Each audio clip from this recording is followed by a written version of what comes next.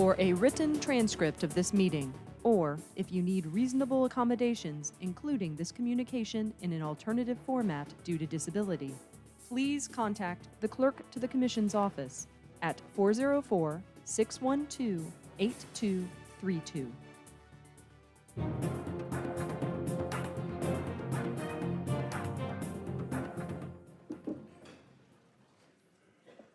Good morning, everyone, and welcome to the regular meeting of the Fulton County Board of Commissioners. Today is December 1st, 2021. It is 10 o'clock a.m. Madam Clerk, please call the roll. Chairman Rob Pitts. Present. Commissioner Liz Hausman. Present. Commissioner Bob Ellis. Present. Commissioner Lee Morris. Present. Vice Chair Natalie Hall. Present. Commissioner Marvin Arrington Jr. Present. Commissioner Khadijah Abdul Rahman. Present. Mr. Chairman, you have a quorum. Thank you. Please rise for the invocation, followed by the Pledge of Allegiance.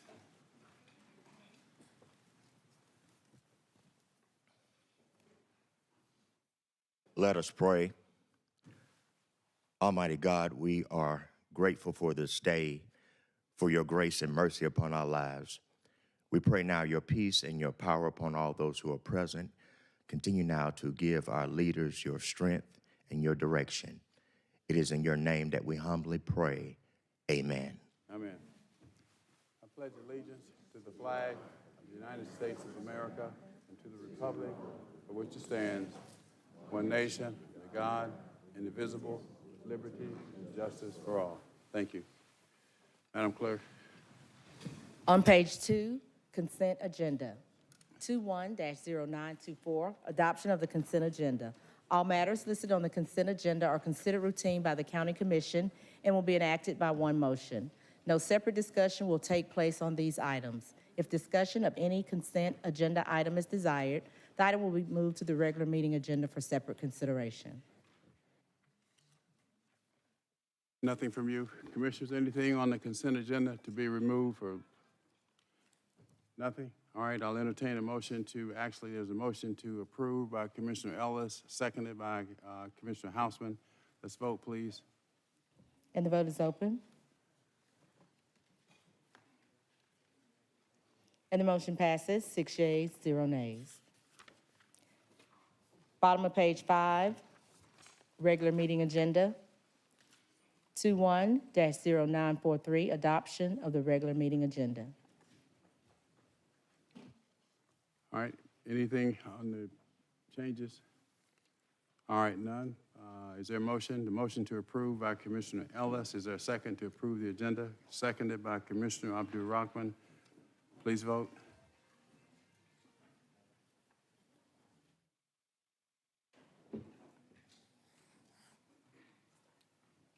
And the motion passes, 6 yeas, 0 nays. 21-0944, ratification of minutes, regular meeting minutes, November 3rd, recess meeting post-agenda minutes, November 17th, 2021. All right, any additions or corrections to the minutes? None. Motion to approve by Commissioner Ellis, seconded by Vice Chair Natalie Hall. Please vote.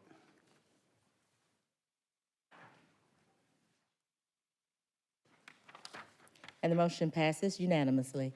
On page 6, 21-0945, presentation of proclamations and certificates. The first proclamation is recognizing World AIDS Day, sponsored by Chairman Pitts.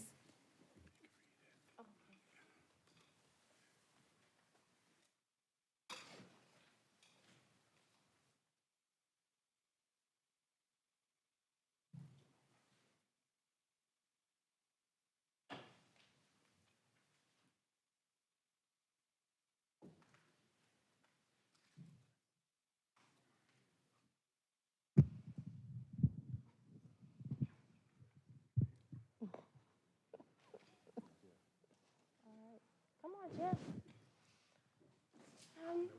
I know what you're hiding for. Good to see you. It's been a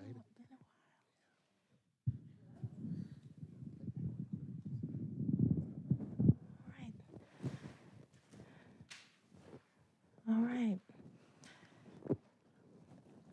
All right. Welcome, Jeff. It's an honor to present you with this proclamation because you do great work in our HIV elimination department. And the proclamation reads, whereas World AIDS Day was founded on December 1st, 1988, and was established to provide an opportunity for people around the world to unite in the fight against HIV and to show support for people living with HIV. And whereas more than 35 million people have died of HIV or AIDS-related illnesses since the virus was identified in 1984, making it one of the most destructive pandemics in history. And whereas 40 years have passed since the first reported cases of HIV-related illnesses and deaths, and today scientific advances have been made in HIV treatment, and there are laws to protect people living with HIV. And whereas Fulton County supports the vision that the United States will be a place where new HIV infections are rare, and that those citizens living with the disease will have access to high-quality, life-extending care free from stigma and discrimination.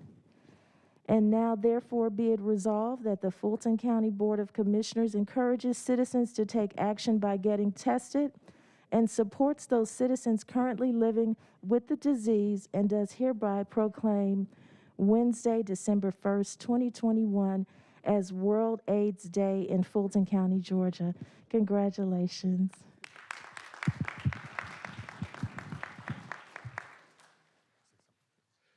Well, thank you very much.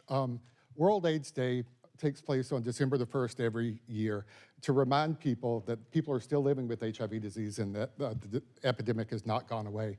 I want to thank the Board of Commissioners for their ongoing support for people within Fulton County and beyond who each day are struggling to make sure that they get access to services and to care and to treatment, and for everything that Fulton County does to help people who are not living with HIV stay that way by providing medications and supportive services. So thank you.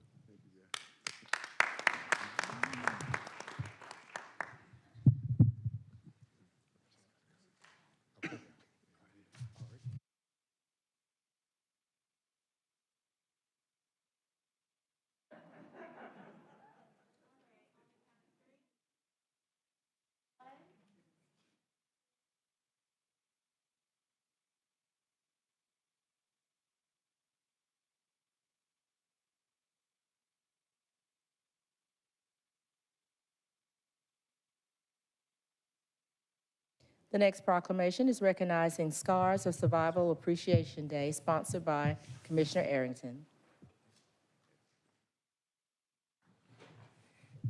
Good morning. Do we have anyone from Scars of Survival to join us? Please come on down. Thank you.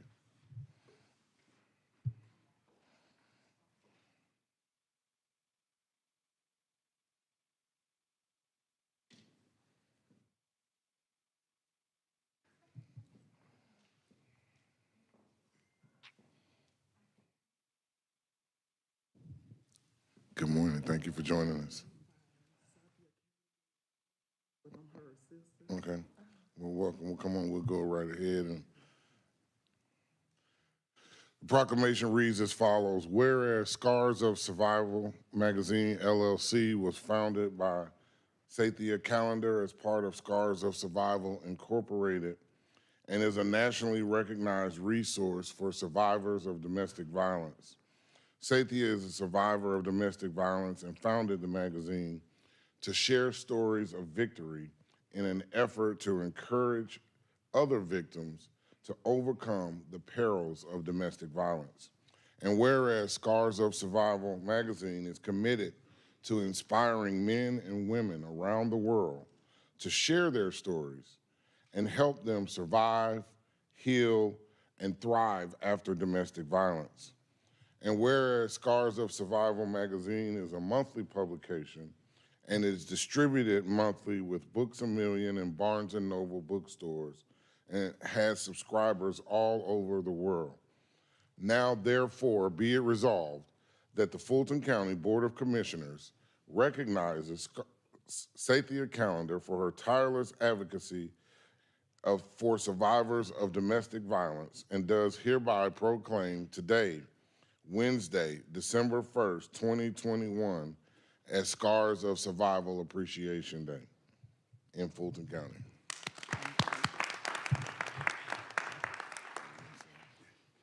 Thank you very much.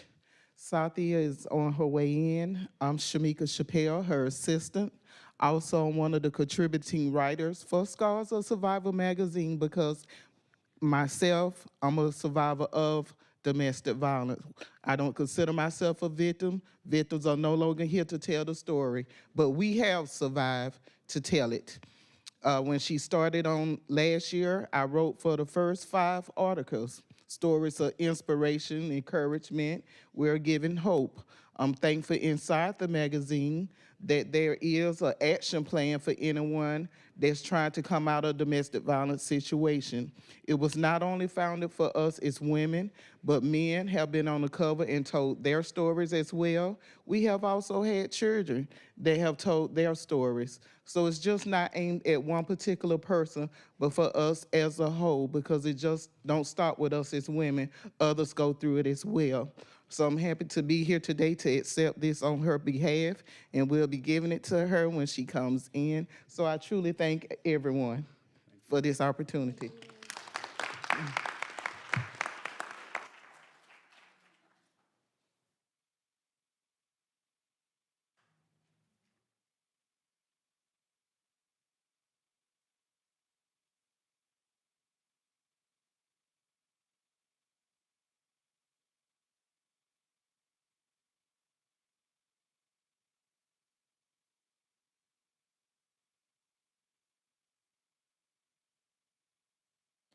The next proclamation is recognizing Lung Cancer Awareness Month, sponsored by Vice Chair Hall.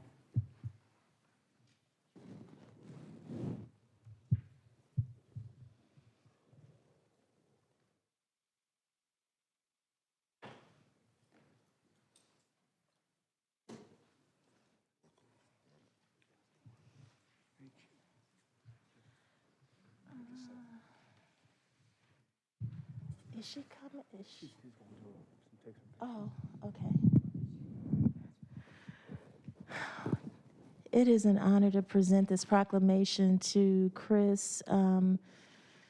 If you don't know his story, Chris started an organization that helps the people that are diagnosed with lung cancer or who have family members who are diagnosed with cancer, loved ones, because his wife had lung cancer, and together they made a pledge to help those who are diagnosed with lung cancer. So he wanted to make sure him and the other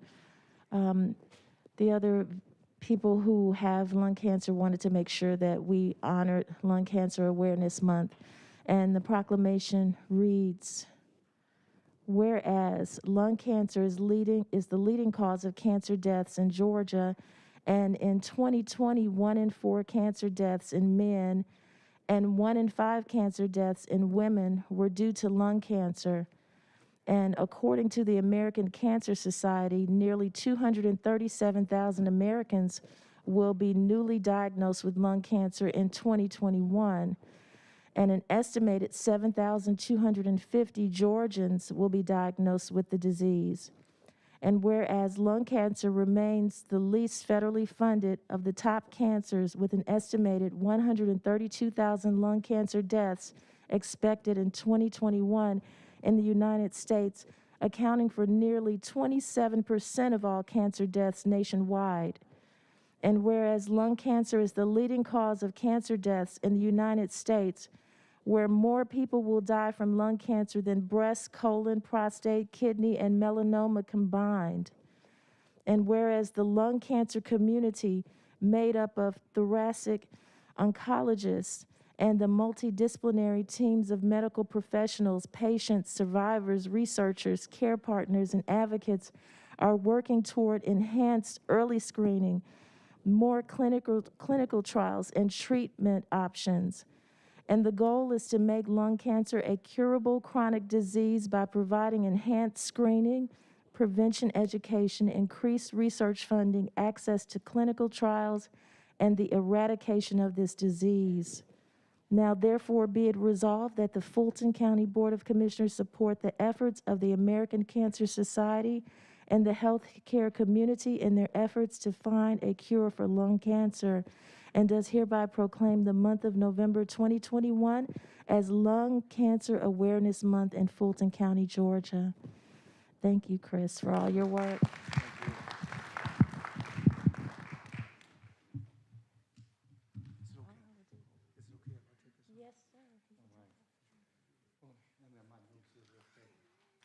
I'm going to try to stay brief. If you guys know me, you know that can be a little bit hard at times, but I want to make sure that I am extremely appreciative. So thank you so much for this acknowledgement of Lung Cancer Awareness Month. Like Ms. Natalie said, I didn't know about Lung Cancer Awareness Month until my wife was diagnosed with lung cancer. And my wife, 37 years old, in amazing shape, had just a little shortness of breath, went to her primary care doc. They got a chest x-ray, and it came back that she had a mass in her left lung. 2 days after Christmas, December 27, 2010, we confirmed that it was lung cancer. On that day, we found out the most important fact that anyone can get lung cancer. And if I were to say that, before that time, if someone would have said that to me, there's no way that I would have accepted that as truth because of how the messaging has always been about just the connection with smoking. On that day, when I looked at her, when we got the confirmation, I knew that anyone could get it. A few weeks later, we found out the second most important fact, and too often it's diagnosed late stage. So she went from challenging me to do P90X and run a 10K race to stage 4 lung cancer. And then, as Ms. Hall said, the numbers are so dire, and it's so serious that she passed after a year, December 27, 2010. But not before we were able to get married, November 27, 2011. Well, actually, she said she passed it in 2011. November 27, 2011, we got married, and on that day, we made 2 commitments, one to each other and the other one to the lung cancer community. That commitment is what we keep going right now, to change the face of lung cancer and acknowledge that prevention is not enough. So as I'm standing here and receiving this proclamation, I receive it for the lung cancer community, and hopefully in being here that we acknowledge that prevention is not enough. And I understand that message is so important that Atlanta has the ability to make that message loud and clear, because the 2 biggest voices in lung cancer are right here: American Cancer Society and CDC. Atlanta affects the world. We have to be able to say that lung cancer screening matters and we can save lives if we can detect it early. There's a place called Wellstar here. Part of it is in Cobb, part of it's in Fulton. But they are leading the way in lung cancer screening in the world. We have an amazing place called Emory Winship Cancer Center. You guys know it. It is here. Their director is a lung cancer doc, and they are leading research in lung cancer that is changing the game. There are survivors that got diagnosed at the same time my wife. They are living right now. You couldn't tell they had lung cancer because treatment is working. Research that is happening, that in Atlanta we have the best chance to change clinical trials and have access to our minority communities, because Grady is connected with Emory and Morehouse, and we have a place that can lead the way in changing how Black people's access to health care. And then survivorship, making it clear right here in this city, in this county. And I know it's about time for me to get up, but here we can make it clear to the world that prevention is not enough and that survivorship has to be the goal. That just like every other cancer, prevention is not enough. So with this proclamation, I want to be able to say it, and hopefully there is an agreement from our community that is accepted by the rest of the community. And because it's said here in Fulton County in Atlanta that this message is going to the world, that prevention is not enough, that we do have early detection, it's necessary, that treatment have dramatically changed, and we need to make sure people have access to it, that research matters, and that's how we save lives. And the reason why we fight is because of our survivors, because of the people that are impacted by this disease. And I say this message to all of you because unfortunately, my wife Keisha, 37 years old, was diagnosed with lung cancer. And too many people will think that I don't really have to worry about it because I didn't smoke, even though our people who have a smoking history, we have to love on them and care about them because it was already proven that they're victims. But I want you to know that if anyone can get it, this message is for all of you. Not because I'm wishing anything bad on you, but because I care about you. Anyone can get it. Thank you. Thank you.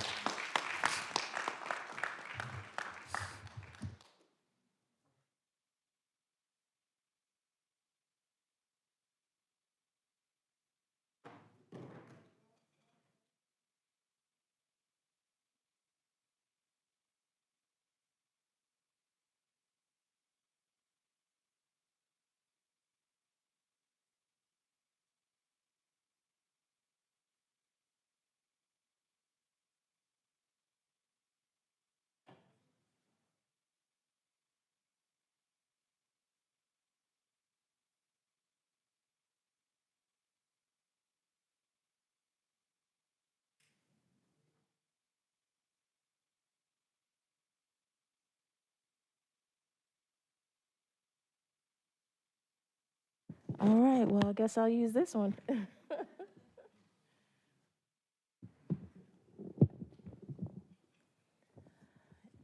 It's called improvising. So, this is about Chris's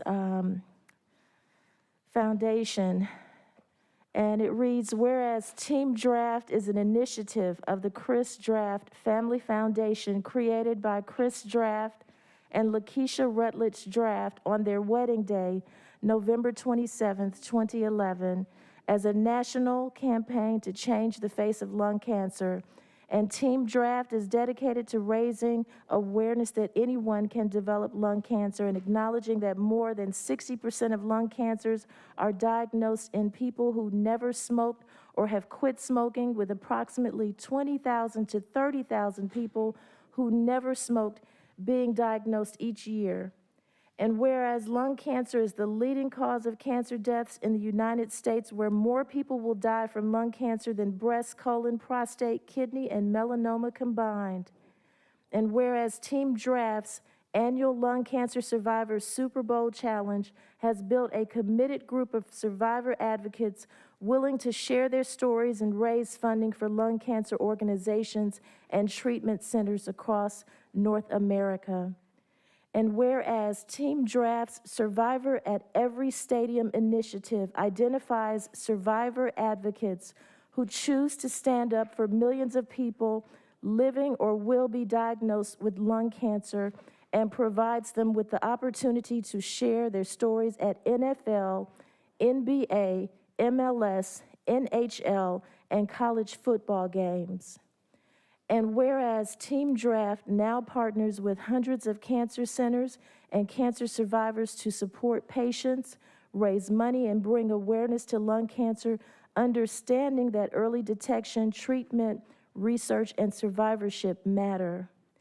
And whereas Team Draft will continue the commitment made 10 years ago to change the face of lung cancer by fighting for other survivors, leading with love, and addressing the stigma of lung cancer as a smoking disease that negatively impacts research funding. Now, therefore, be it resolved that the Fulton County Board of Commissioners commends Team Draft for their commitment to the fight against lung cancer and supports their continued efforts in changing the face of lung cancer, and does hereby proclaim Saturday, November 27th, 2021 as Team Draft Appreciation Day in Fulton County, Georgia. Thank you so much, Chris.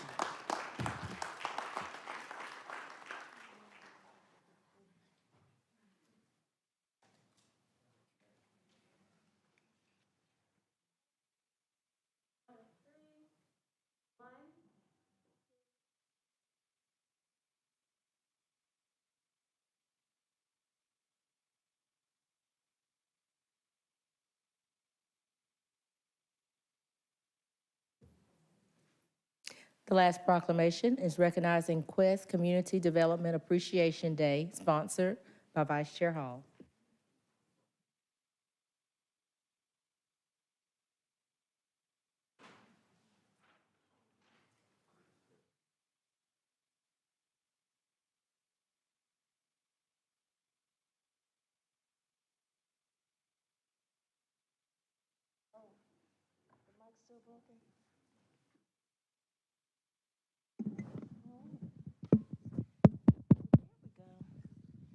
All right, we're back in business. Leonard Adams, you have developed some affordable housing for years across Atlanta, and so it is an honor to present you with this proclamation today for your 20th anniversary for Quest. And the proclamation reads, whereas Quest Community Development Organization Incorporated is a 501c3 organization founded in 2001 by CEO Leonard L. Adams Jr. as a grassroots organization that started with $30,000 and increased to an annual operating budget of $4.5 million. And whereas Quest Communities has earned assets in excess of $39 million and has secured over $100 million in government grants and subsidy support for affordable housing. And whereas Quest Communities owns and or manages over 200 housing units, 11 single-family homes, and 4 commercial properties on the west side of Atlanta, and manages the personal finances of over 500 clients throughout the state of Georgia for whom Social Security has deemed them unable to manage their own finances. And whereas for 20 years, Quest Communities has created intentional communities to demonstrate that everyone deserves an opportunity to achieve their goals and dreams, and has strived to build stable and vibrant communities for those who have been disenfranchised. Now, therefore, be it resolved that the Fulton County Board of Commissioners recognizes Quest Communities for their transformative services that have supported marginally housed persons on Atlanta's west side and celebrates with them on the occasion of their 20th anniversary, and does hereby proclaim Wednesday, December 1st, 2021 as Quest Community Development Appreciation Day in Fulton County, Georgia. Congratulations, Leonard.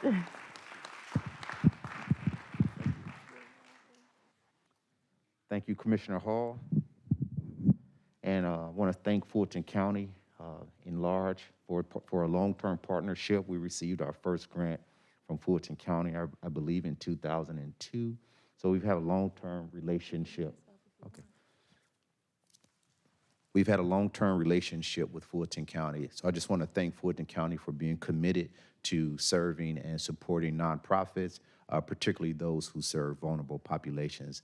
Quest has a mission to build resilient communities, and we use affordable housing and support services to leverage that resiliency. So I want to thank you all again.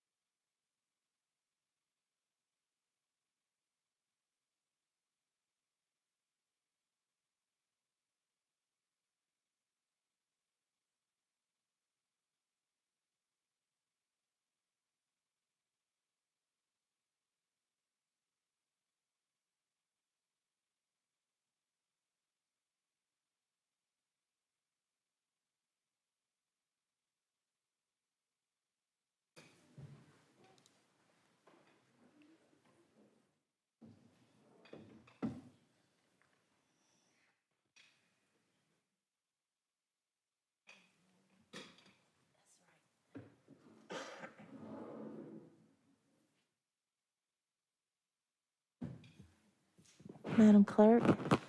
Continuing on page 6, public hearings, 21-0946, public comment. Citizens wishing to participate in public comment will be allowed to appear in person or may choose to participate virtually via Zoom video conferencing or by submitting their comment in writing online by registering on the county website at www.fultoncountyga.gov. Speakers will be granted up to 2 minutes each. The public will not be allowed to yield or donate time to other speakers. The public comment portion of the meeting will not exceed 30 minutes. In the event the 30-minute time limit is reached prior to public comments being completed, public comment will be suspended and the business portion of the BOC meeting will commence. Public comment will resume at the end of the meeting. Madam Vice Chair and members of the board, we will start with the speakers here in Assembly Hall. We have received 18 speaker cards. Will the first 6 speakers please come down? Judge Cassandra Kirk, Atlanta Council President-elect Doug Shipman, Sandra Burkhart, Sari Earl, Stephanie Owens, and LaRonda Sutton.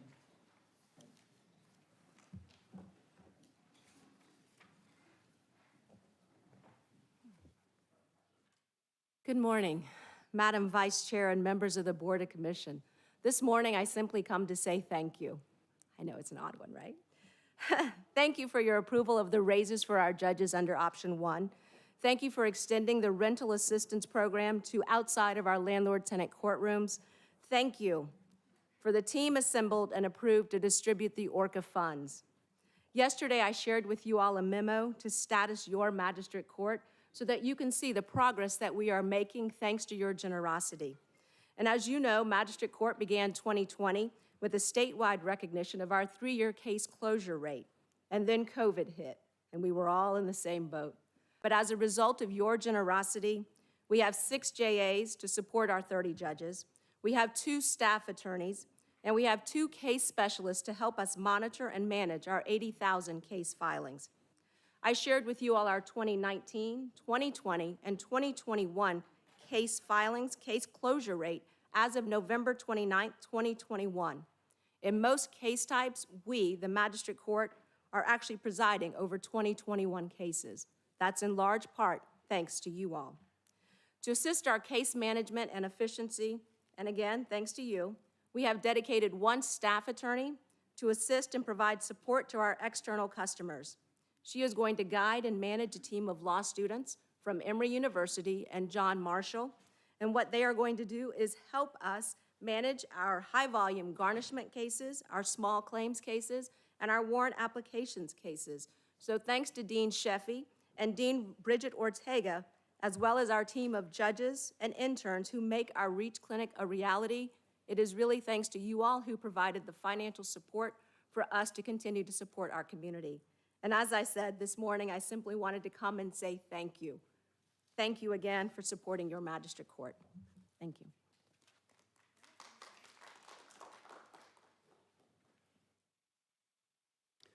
Good morning.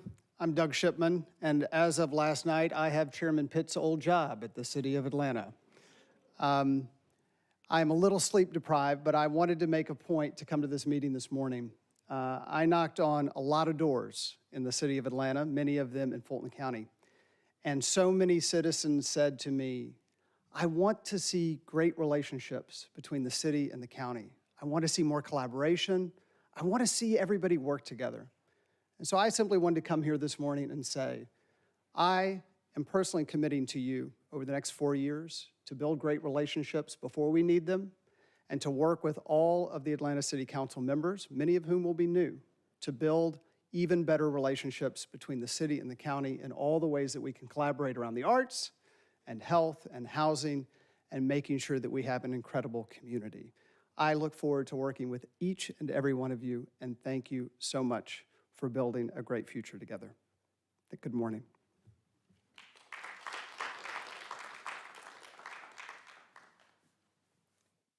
Good morning, Commissioners. I'm Sandra Burkhart, and I'm a concerned citizen. I've looked over the agenda, and item number 21-0960 concerns me. It's about registration and elections. It's about printing ballots. Is this a request to approve a contract for ballots that have already been purchased? Is this item in regard to absentee ballots for the most recent 2021 municipal elections? If the ballots were already purchased and printed, where is the supporting invoice or further documentation? Why does the supporting documentation use 820,000 registered Fulton County voters to estimate the cost when the Secretary of State's office reports 793,198?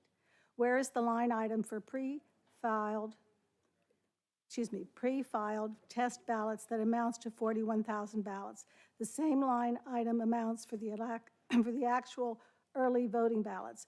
41,000 Sample ballots seems like an odd number. Why does the agenda item also request or allow for 2 additional renewal options for the contract? There's a long list of questions that need to be addressed before the item is approved. I pray that you will concern yourself with these items. Thank you for your time.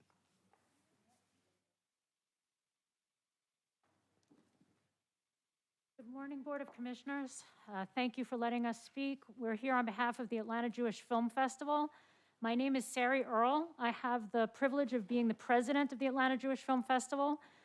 Begun here, we're a 501c3, and our mission is to inspire diverse communities to new levels of social and cultural understanding through film. We have a diverse group of people who are interested in the film industry here, as well as interested in building bridges of understanding between different communities and being a convener, a safe place to have honest, authentic dialogue and relationships. We want to thank you so much for the Fulton County arts and culture support that we've had over the years. The staff has been phenomenal, and it has made a big difference to our ability to do well, to have the stamp of approval of Fulton County when we go out seeking dollars.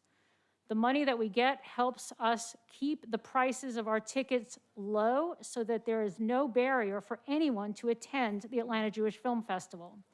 As one person in our community engagement committee told me last year via Zoom, LaRonda's on community engagement with me, he said, "I never knew it wasn't a festival that was just for Jewish people." And that is the message that we are trying to share with everyone, that it is an Atlanta treasure, and we are so grateful to you for helping us to be here. Good morning, Commissioners. My name is LaRonda Sutton, and I am a board member for the Atlanta Jewish Film Festival. And I just wanted to thank you all for your continued support of the festival. And also, you know, the AJFF is one of the largest film festivals in the world, right here happening in Fulton County. And your support helps make all of this possible and makes us a world-class destination for arts, culture, and entertainment. And I'd just like to urge you to expand your budget for fiscal year '22. And just thank you so much for everything that you do for arts, culture, and entertainment. Go Fulton County.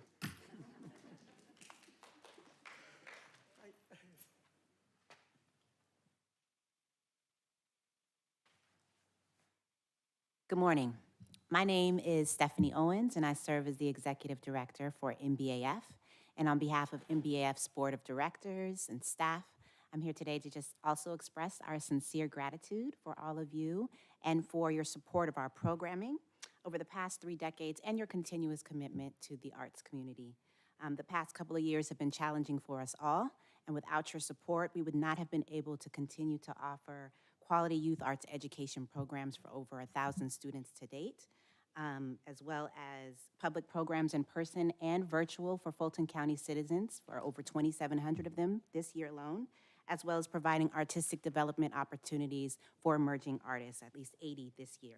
So we're very grateful for your support and your partnership. Thank you for all that you do in the community, and we look forward to continuing this important work together.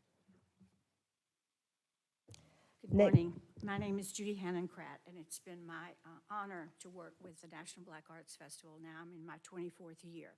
I want to thank you as our founding organization and everything that you do for NBAF and all the other arts organizations in the city.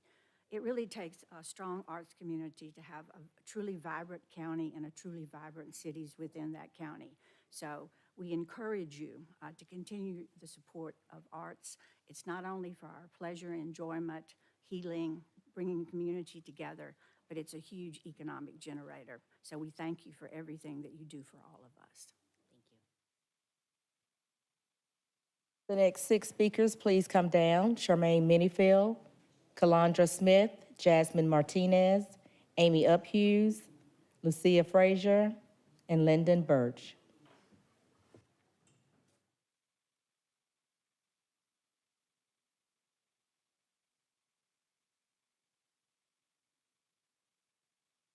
Good morning. My name is Charmaine Minifield. I am a visual artist, activist in the city.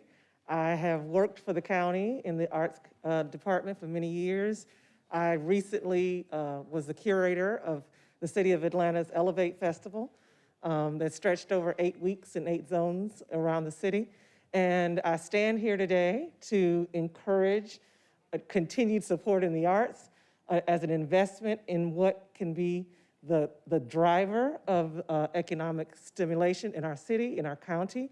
As an example of what we've seen through a partnership with Invest Atlanta, we were able to support smaller individual artists and arts organizations, emerging arts organizations, and reactivate the city in a way that we've never seen. And in many, many years, and we know, even through so many different examples throughout time, working with many of the arts organizations all through these years, how the arts can activate and thrive in a city. We export our artistic content around the world. We do influence everything, you know that. So your investment is the example that we want to continue to set worldwide, nationwide. And I stand with all of my colleagues as arts leaders to encourage you to continue to do the same. Thank you so much.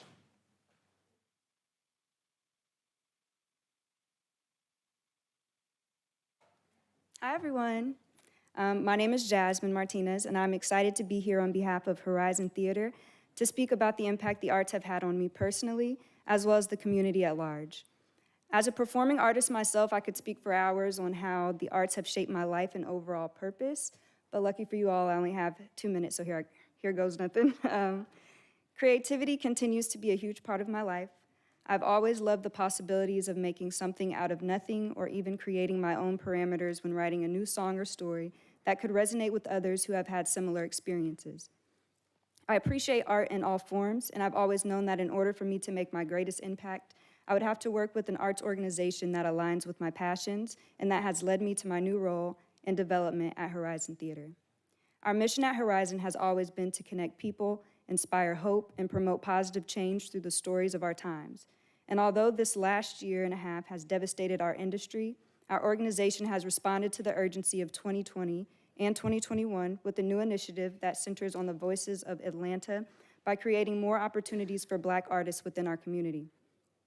The new Georgia Woman Project, Black Women Speak, developed by our associate producer, Marguerite Hanna, has responded to this need as this program amplifies the voices of African American women.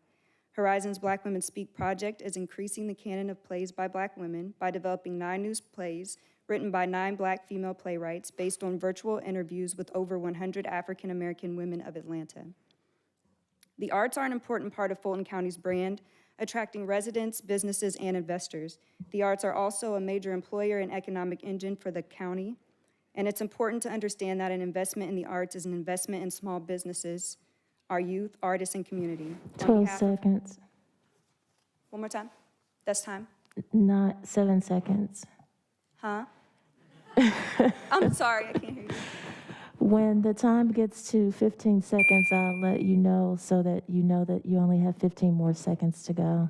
Okay, my last sentence was just thank you, though.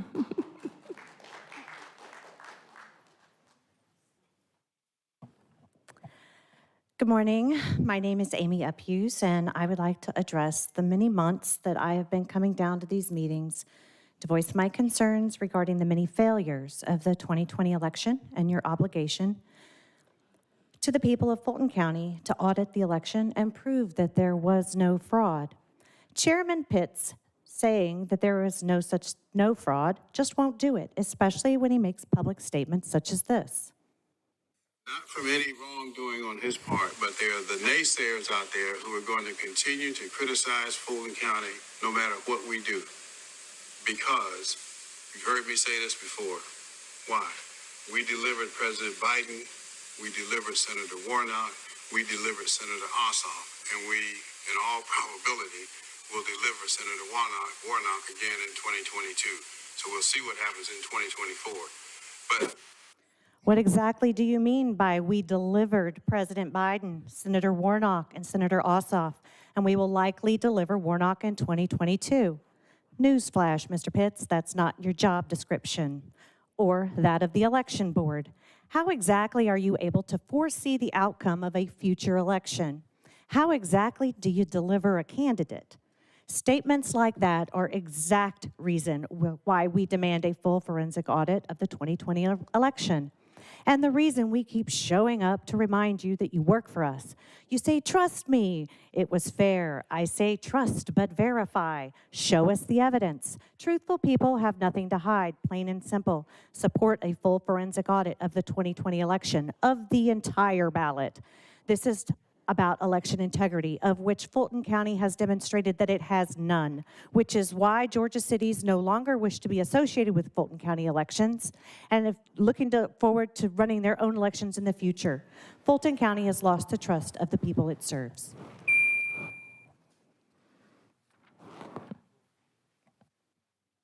Good morning. My name is Lucia Frazier, and I want to address the elections agenda item as well. I don't support that you guys vote on that today.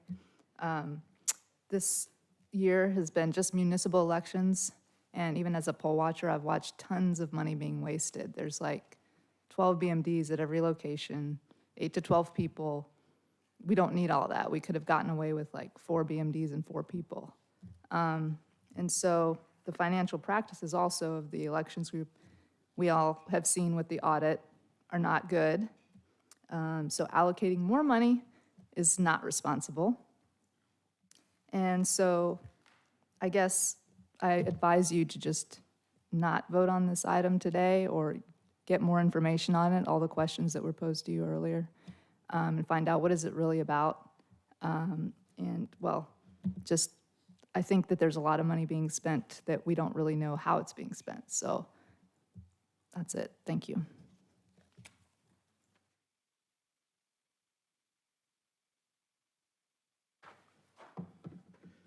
Good morning. My name is Lyndon Birch. I'm a former Fulton County employee. I'm honored to have the support of Fulton Films and the Fulton County Board of Commissioners. The American Youth Film Festival gives filmmakers from around the world a platform to showcase their cinematic talents. To date, we have received submissions from aspiring student filmmakers in 44 states and 12 foreign countries. During the 7 years of our festival, we've hosted filmmakers and their families from 17 states. Many of them are first-time visitors to the city.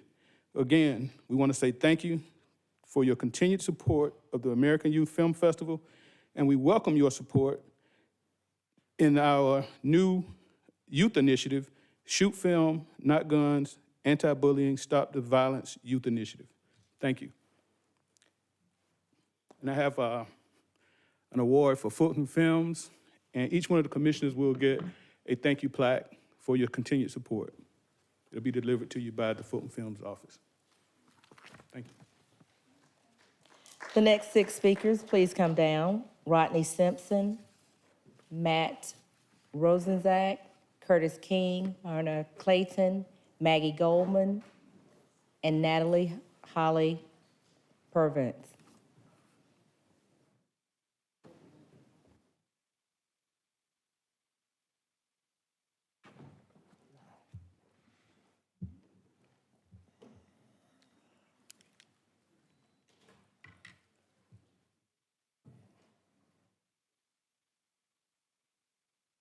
Okay. Good morning, Commissioners. How are you today? My name is Rodney Simpson. I am the publisher of Fame Live magazine. We are a fashion, art, music, and educational magazine.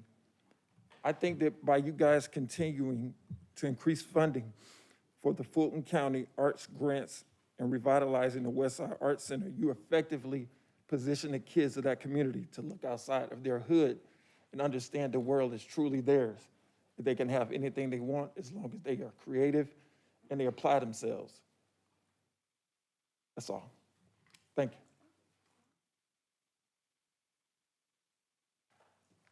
Hey, good morning, Commissioners. I wanted to address today, there's an agenda item that's 21-0960, registrations and elections. I would assume that your expectation when an agenda item is added to the agenda that you are provided all the information that you need to make a decision or to vote. I would assume that there's an expectation of excellence within Fulton County. And when I look at this agenda item, it appears, so the request is for $89,000 for absentee ballots, and to expire December 31st. And it's in regards to the November 2nd election. So as far as purchasing goes, I thought that you're supposed to request a contract or a bid for funds prior to actually purchasing them, because I'm assuming that these are already purchased. So the internal financial audit that was done, of last year, those findings and those recommendations from your own auditors appear to not have been observed at all. There's a lot of issues in the content. It's an estimate, first of all. I assume if these have already been purchased, that there should actually be an invoice or supporting documentation. It also asks for 2 renewal options. Why would you need renewal options if you're paying for something that you already bought? It mentions $89,000, but when you look at the supporting documentation that was provided to you, it mentions $76,000, and that's with an estimate of 820,000 voters, which is not accurate. It's more like 793,000 voters. 15 seconds. There's 41,000 sample ballots needed for pre-filled testing with LNA. Why do you need 41,000 ballots? That's probably $10,000 of excess cost. So, and all of this should be tabled, to say the least, or moved to another meeting till you have sufficient information. Thank you.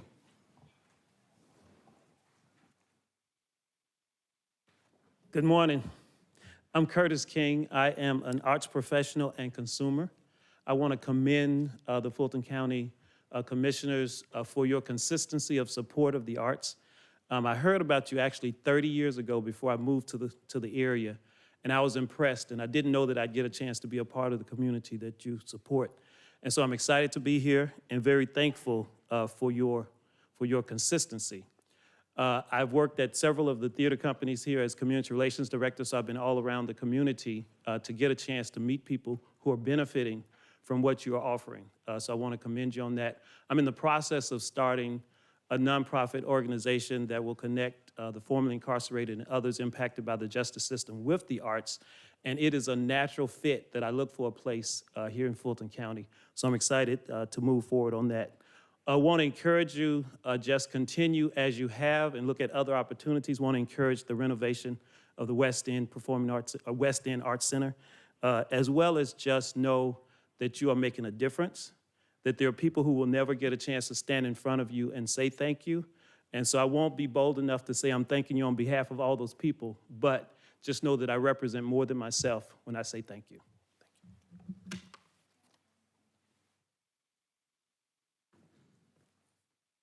Good morning. My name is Myrna Clayton. It is an honor to stand before you. I am a performing artist, a cultural ambassador to the U.S. State Department, where I perform and represent American music abroad around the world at embassies around the world. I'm also founder and executive director for Showability, formerly Able To. We represent performing artists on the disability spectrum. That's those who are visible, invisible, born, and acquired disabilities. We recognize that everybody deserves a stage. And we want to thank you so very much for your support over the years for artists and audiences with disabilities. I also want to thank you so very much for collaborating with the National Endowment of the Arts, the NEA, for the feasibility study that you've just approved. This is the first feasibility study that's been done in the country, focusing on artists with disabilities. We want access to theaters, and most theaters do not have accessible stages, accessible green rooms, or accessible tech areas. And so you guys are leading the country in this initiative. It's never been done. And so I want to thank you so very much for that. And then additionally, we want so much, because we're based in the West End, for you to support the West End Performing Arts Center. That center actually gave my daughter, who's a graduate of Howard University, who's just coming back from Costa Rica, producing a film project there, who got her start at the West End Performing Arts Center, exposure to film. And so because of that, we're so very grateful for the West End Performing Arts Center. We need it expanded, we need parking, and we need the footprint to be enlarged. So whatever you need to do to support that and expand that, we greatly appreciated that. And we need more accessible space there. We appreciate you. Thank you.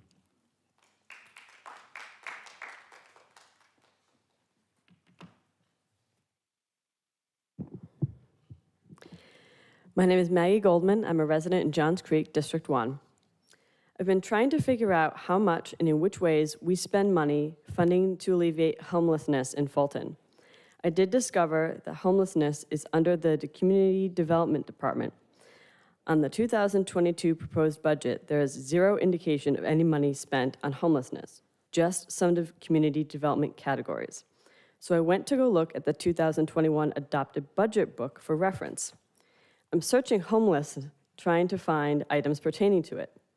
The first is a vague paragraph about allocating $100 million non-occurring funds for case management in new housing units.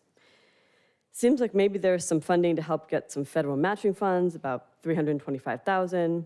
Looks like there's a couple of grants that come into Fulton for homeless services, but the amounts are not listed. Then I see a community development line item for $9 million, but zero details.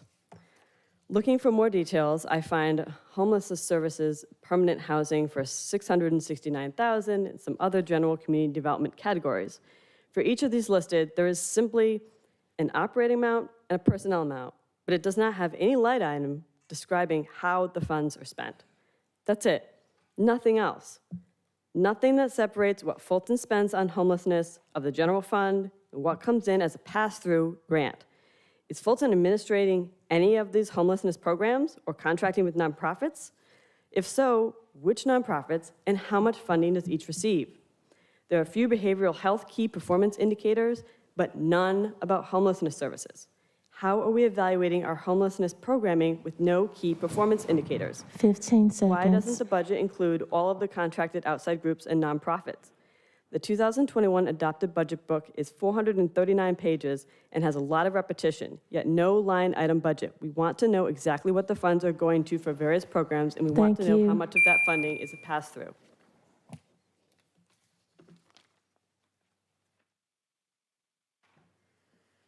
My name is Natalie Hawley Perviance, and I'm here this morning on behalf of Actors Express Theater in West Midtown.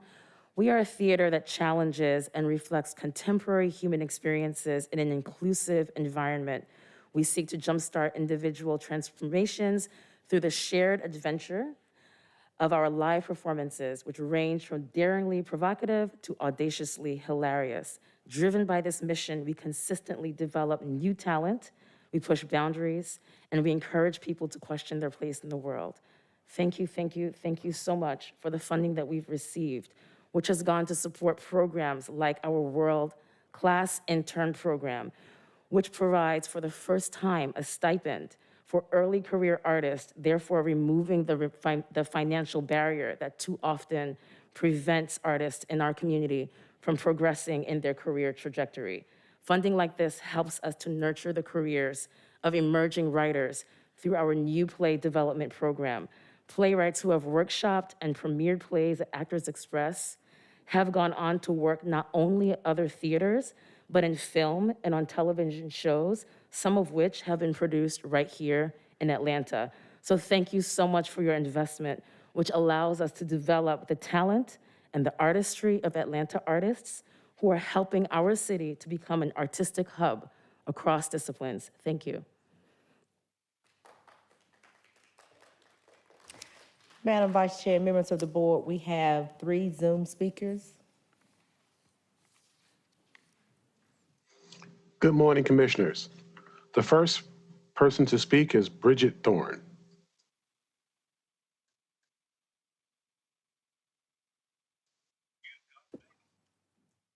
Hello, Commissioners. Thanks for taking my call. Transparency is based on revealing truth, which then engenders trust. Because of your lack of transparency, we have reason not to trust Fulton elections. When are you going to reveal the truth about the investigation of the elections group, Mike Prendergast and Dominique Olamo printing ballots in the warehouse before the November election? When are you going to reveal the truth about the warehouse break-in before Memorial Day weekend? When are you going to reveal the truth about the 2 former Happy Face employees that were fired for shredding voter registrations? Do you not want to reveal truth? Do you not want us to trust you? Yesterday, I went to visit a student-run precinct at Georgia Tech. It was so encouraging to see young people take ownership of their precinct. They said they required that everyone who worked there be students. That is exactly how it should be. It was so refreshing, but sadly, that isn't the case for the rest of Fulton County elections. real control, and behind the scenes in the warehouse has absolutely no diversity. Who uploads and tabulates our results? Dominique, he is a Nigerian citizen. Who really counts our votes? Who processes absentee ballots and military ballots? Who are all the compliance officers? Happy Faces employees? There is no diversity. There is no reflection of what or who Fulton County really is. We know that most behind the scene workers are current or former Happy Face employees. The fact that Happy Faces has financial ties to Stacey Abrams casts doubt and integrity on our votes. Mr. Pitts, we don't need you to tell us that Barron was successful in handling a low turnout election. 15 We don't need seconds. Barron to tell us that the only reason the state is reviewing them because of Raffensperger is up for re-election. It's so far from the truth. Last week, Kemp called for the state to look into the evidence of double counting errors, double batches, Thank you. incorrectly marked 100% Biden. Thank you, ma'am. Thank you. Thank you. The next person to speak is Ben Howard.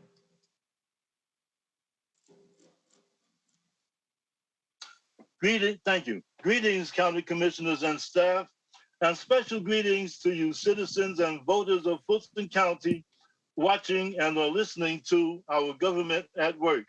Ben Howard, Senior Advocate, Public Policy Analyst. Kudos to all who threw their hats into political races, understanding full well the ramifications. And kudos to all who on November 2nd and on November 30th conducted our elections so well that all the pundits, media, and naysayers could say was nothing went wrong.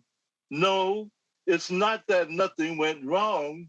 All went well. So thank you, poll workers, poll managers, and poll watchers. And thank you, trainers, monitors, technicians, and telephone attendants. And thank you, supervisors, administrators, and managers. And thank you, Mr. Richard Barron, for having come our way. I surmise that not many years hence, someone may step to a library counter and ask, where may I find a manual on how to conduct a municipal election? The librarian will say, in our reference section under Fulton County. The next person to speak will be Ravi Wyndham.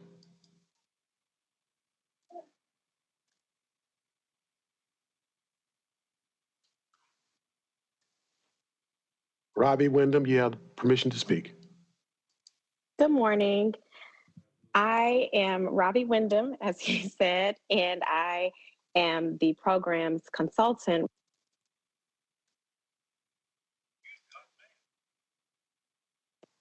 I'm sorry, Ms. Wyndham, you're able to speak. Okay, can you hear me okay? Yes, we can. Thank you. Okay, thank you. I just wanted to thank you all for the continued support in funding and also support in attending our events and just being a part of our overall mission. At the Hammons House Museum, we are able to offer programming both online as well as in person. And as we have been continued to push through the pandemic and opening more and more to programming, we have been able to collaborate with a lot of our also community partners. And we just really appreciate your support. So I just wanted to come on and say again, thank you. And we hope that we can continue to be supported by you all, as well as both in person and through your generous funding. So thank you so much. And that concludes our Zoom portion of the public comment. Madam Clerk, please read the next item. Sound the next item. The next,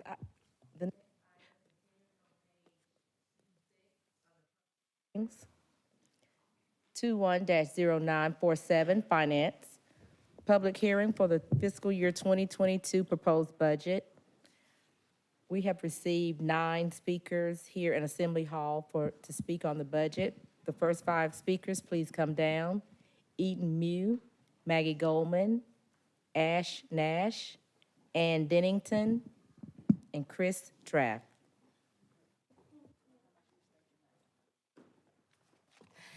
Hi, Board of Commissioners. My name is Eden Mew, and I'm a 13-year-old professional actress living here in the great city of Atlanta, which in 2016 was hailed as the best place for artists to live. I have also had the great privilege of getting to perform on many of the incredible stages at many of the incredible theaters that we have around town. I cannot imagine my life without the arts. I think that's why this past 1.5 years was so hard for me. Without theater, I felt like I had no purpose. I didn't know what to do with myself. I still remember the feeling when I stepped up on stage for my first live show since the pandemic, Sunday in the Park with George at the Jenny T. Anderson Theater. I felt elated. I felt a true sense of belonging. I knew that I was home. Throughout the pandemic, Atlanta artists have continued to create thought-provoking work. Artists like Mr. Kevin Harry and the team for Black Women Speaks at the Horizon Theater, which included Miss Keena Redding, Miss Marguerite Hanna, and Miss LaWanda Green, and an insanely talented group of playwrights, were finding ways to bridge gaps and evoke empathy. Photographers and all-around superstar people like Miss Casey Gardner-Ford were finding ways to keep artists connected, and some of my favorite humans in the world, Mr. and Mrs. Heidi and Jeff McCurley, were finding ways to keep the arts community connected. Because that's what the arts are truly about. Connection. And through the arts, we bridge gaps, we find ways through hard times, and we foster communities of empathy. The arts are an invaluable tool in this journey, and they've created an incredible culture in Atlanta. That's why I am asking you to reallocate a portion of the funds that Fulton County was granted through the federal stimulus packages we've been receiving to help the arts reemerge from the pandemic.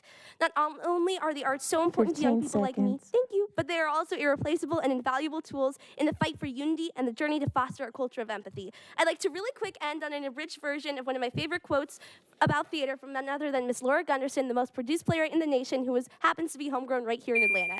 If you take a child to a theater, not only will they practice empathy. Thank you.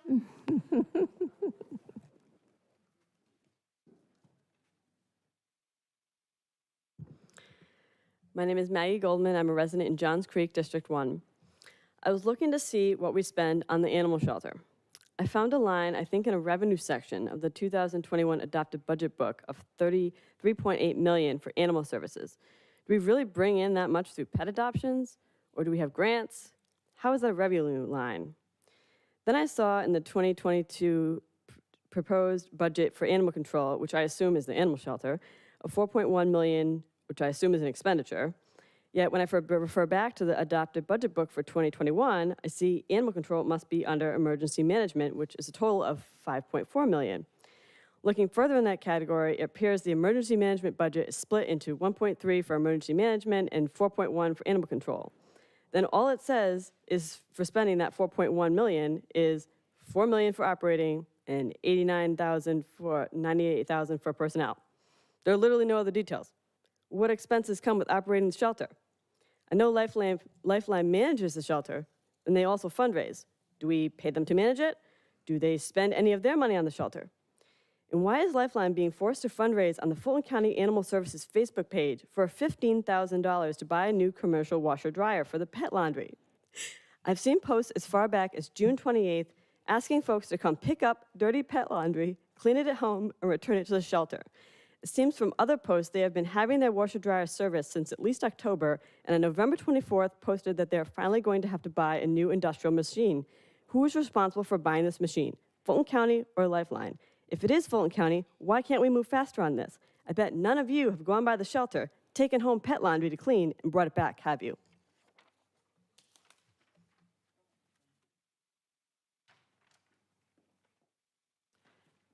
Hello. I'm Ann Archer-Dennington. I'm the Executive Director of Flux Projects. I live in District 5, and Flux Projects is operated out of District 5 and office there. Our mission is to produce temporary public art projects that invite people to explore the sights and stories of Atlanta as a way of reimagining our future potential. And in the 11 years, we've been operating for 11 years, and our projects are for all people, Everything we do is free, open to the public, and accessible to people of all ages. And our audience has responded with, my 2-year-old still talks about the performance more than 6 months ago. That is how moving and relatable it was. The video brought me light during the darkest days of the pandemic. It feels good to be united with a diverse group of people through a common collective experience. In this age of divisiveness, we need more opportunities for things that lift the human spirit. Fulton County Arts and Culture has been integral to our ability to operate over the last 11 years.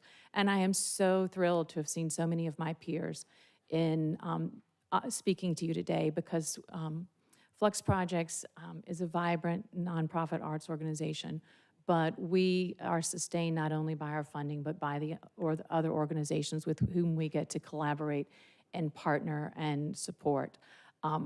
But as you know, the arts were hit hard over the pandemic. Fulton County, I know, dug really deep, and the extra funds you allocated during 2020 helped so many of us come through the pandemic sustainable. But we're looking at really interesting times ahead. As you know, the arts are losing some major funding. 15 seconds. MailChimp was purchased. Other funders are turning their support towards voter equality. Our government funding is something that can increase and can really sustain us to keep going. So as you look at your budget, I please hope that you will consider raising your support for the arts. Thank you.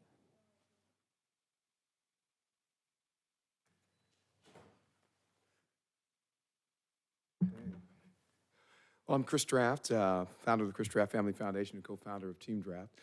And I want to say thank you again to the commissioners for the proclamations earlier. Thank you, Commissioner Hall, for leading that effort. And I wanted to talk about the importance of supporting nonprofits that are involved with healthcare and how critical the funding is and being able to do that. But also the importance of leadership so that we support those groups so they don't have to do as much work. So as I talked about when I accepted the proclamation, that it's important that we acknowledge the amazing organizations that are here in Fulton County that really lead the way, not just here in Georgia, but really across the world. And so as we support our other nonprofits, we also have to challenge the leadership. So I made a big white ribbon. Commissioner Hall was out at the Centennial Olympic Park, and I want to say thank you to Centennial Olympic Park for allowing us to put a big white ribbon made from our White Ribbon Project ribbons. And I made that ribbon. 32 of those ribbons were for the NFL teams that have been supportive. One for the commissioner of the NFL that's been tremendously supportive. One for the NFL that has been tremendously supportive. 5 for the local, from CNN to the local news, and our wedding party, and the PCPs, and American Cancer Society CEO, CDC cancer director, the 5 directors of the cancer centers from Grady, Northside, Winship, Wellstar, and Piedmont, and then the survivors. And so I say that it's important that we have more funding, and I challenge you guys to be able to allocate more funding, but at the same time challenge the leadership. 15 seconds. Because leadership matters. And that was what allows us to be more efficient in our way that we use the money. So, thank you.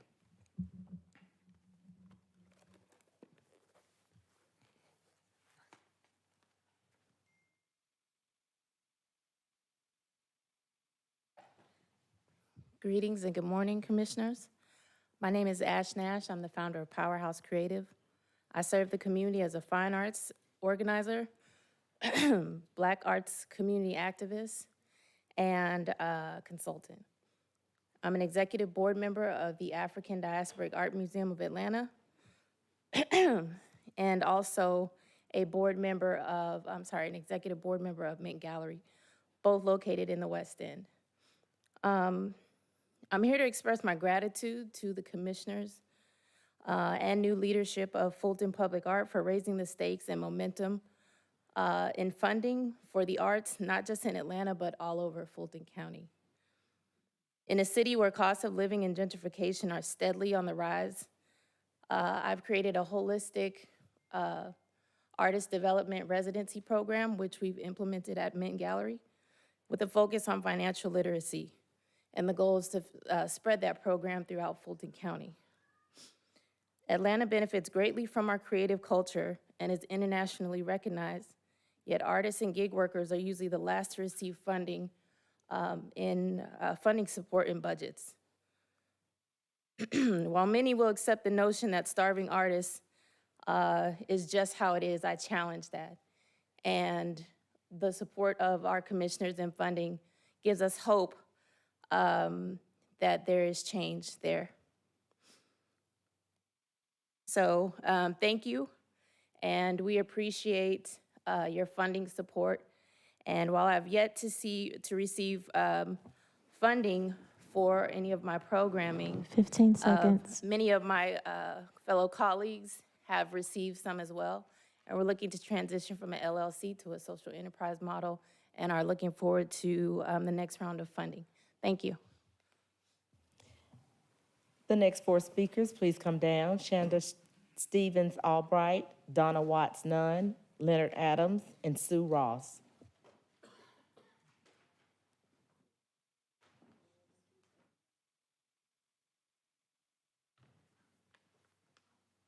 Good morning. My name is Chandra Stevens Albright. I'm the managing director of Kenny Leon's True Colors Theater Company, where we celebrate the rich tradition of Black storytelling while giving voice to bold artists of all cultures. And the mission of our artistic director, Jamil Jude, is to thrive at the intersection of artistic excellence and civic engagement.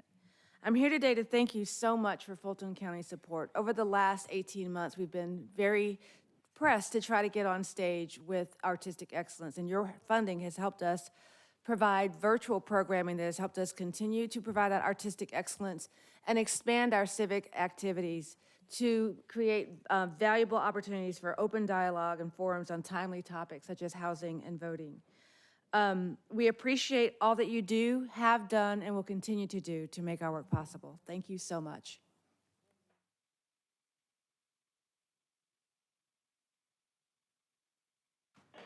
Good morning. I'm Donna Watts Nunn, and I am happy to say that I am the new Senior Manager of Operations at the Hammonds House Museum. As a direct result to the support that we received from you all recently, and we hope to continue receiving that support from you.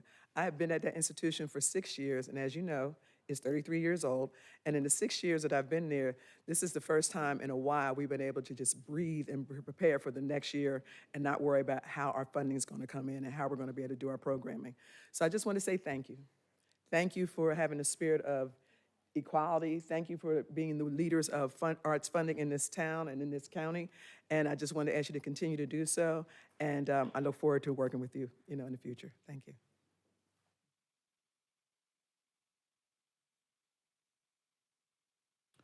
Thank you. I'm Leonard Adams. Good to see you all again. I come to you as a board member of House ATL, board member on Fort Mac Redevelopment Authority, board member for Enterprise Community Partners, just to say that I'm committed to affordable housing. And I would like for the Board of Commissioners to look at the budget to potentially or understanding that there is a need for increased funding for affordable housing, and particularly for those that are vulnerable. When I speak of those that are vulnerable, I'm speaking of supportive housing.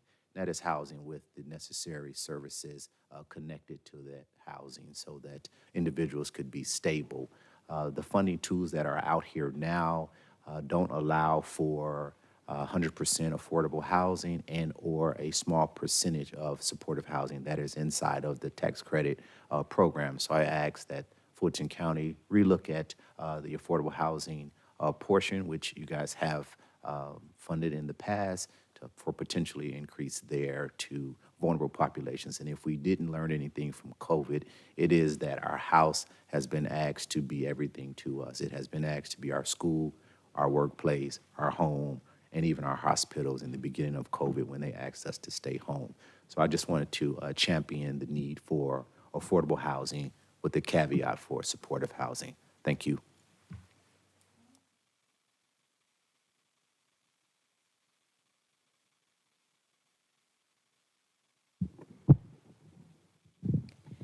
Well, good morning, everyone. I'm Susan Ross, a resident of the Mighty Six.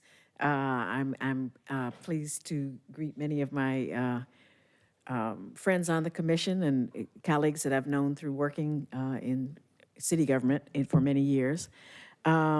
I came today to thank the Fulton County Commission for your tremendous support of arts and culture in our city. I'm particularly want to commend the incredible job being done by David Manuel and the Fulton County Arts and Culture Department. They are really doing major things to reinvigorate the arts in our community and our region. Fulton County is a role model for other governments in its support for the arts over the years, and I strongly want to urge you all to continue that within, again, within this current budget. You are again, a role model for the governments in our state and in our nation. As a board member of the Hammons House Museum, I want to thank you particularly for our past partnership and all of your support over the years for the Hammons House Museum. Dr. O.T. Hammons was a friend of my parents, and we are pleased to carry on the mission of promoting African American art in his name and with the partnership and assistance of the county. And your support has been critical to our ability to sustain and expand our mission of showing African American art in the community. And finally, I just wanted to add that I wanted to commend the county for a well-run election. I know I'm supposed to be commenting on the budget, but I just wanted to say that the election last night ran very smoothly, and we're very pleased with all of the results. Thank you. Madam Vice Chair, members of the board, we will check to see if we have any Zoom speakers regarding the budget for public hearing.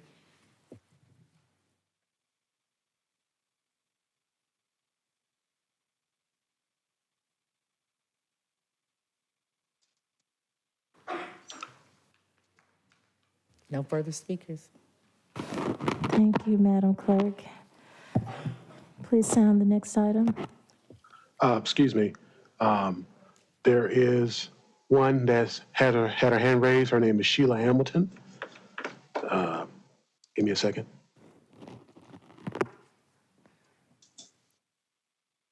Miss Hamilton? Hi, can you hear me? Yes, we can. Greetings, commissioners and those attending this meeting. I just wanted to speak on the budget. I have a concern with 21-0981, the sheriff's food service contract, and 21-0955, the sheriff's medical services contract. I have a concern that the Aramark contract does not need to be renewed. Having had someone who was a detainee there at the Fulton County Jail, the meals are not nutritious. The meals lack all of the required dietary requirements. And even though they are detainees, they do need to have nutritional meals. There's no fresh fruit. There's no protein, and they have one vegetable per day. As relates to the medical contract, I'd like to know how is the funding dispensed as far as the mental health services that are provided. I'd like to know to whom are the services provided and how much is spent per detainee on mental health services. That's something that seems to be lacking. And I, like the other few speakers, I like to commend Richard Barron on a well-run election.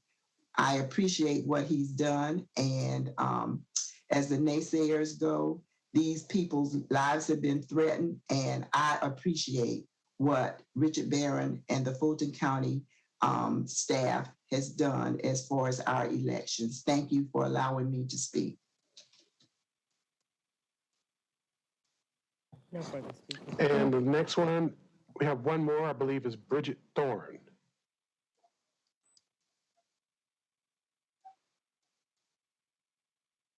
Ms. Thorne? I already spoke. Okay, great. Okay. All right, that concludes the Zoom comments. Thank you, Madam Clerk. Please sound the next item. Bottom of page 6, 21-0948, Public Works. Public hearing on the Manning Drive, Pine Tree Circle, and Cold Creek Drive petition sanitary sewer located within City of Alpharetta, and to approve the petition request. And we have one speaker, Steve Beecham.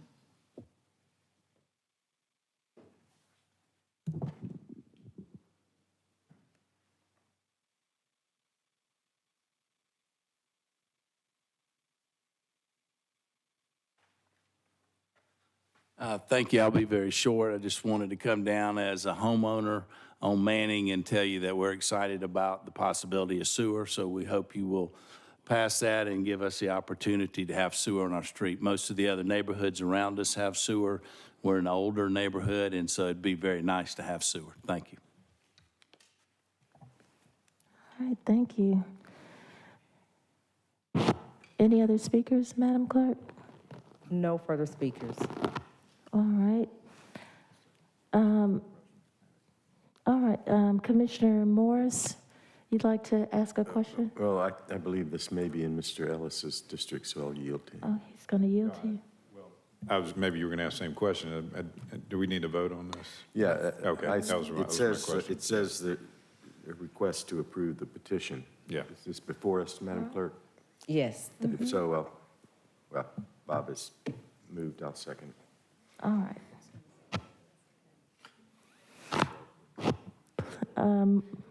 Move approval by Commissioner Ellis, seconded by, it doesn't say. Commissioner Hausman? All right. Second by Commissioner Hausman. There we go. Please open the vote. And the vote is open.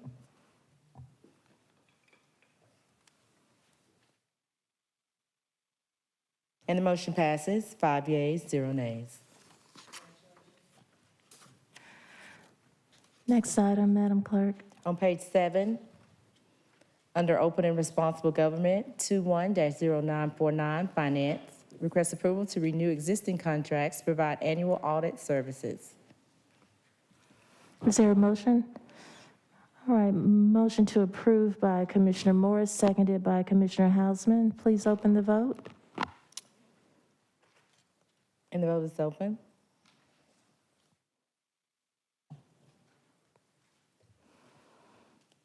And the motion passes, 4 yeas, 0 nays. Next item, please. 21-0950, Finance, request approval to renew existing contracts, provide printing and mailing of county's water and sewer bills. Is there a motion to approve by Commissioner Morris, seconded by Commissioner Ellis? Please open the vote. And the vote is open.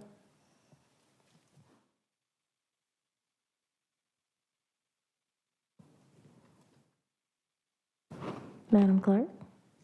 And the motion passes, 4 yeas, 0 nays.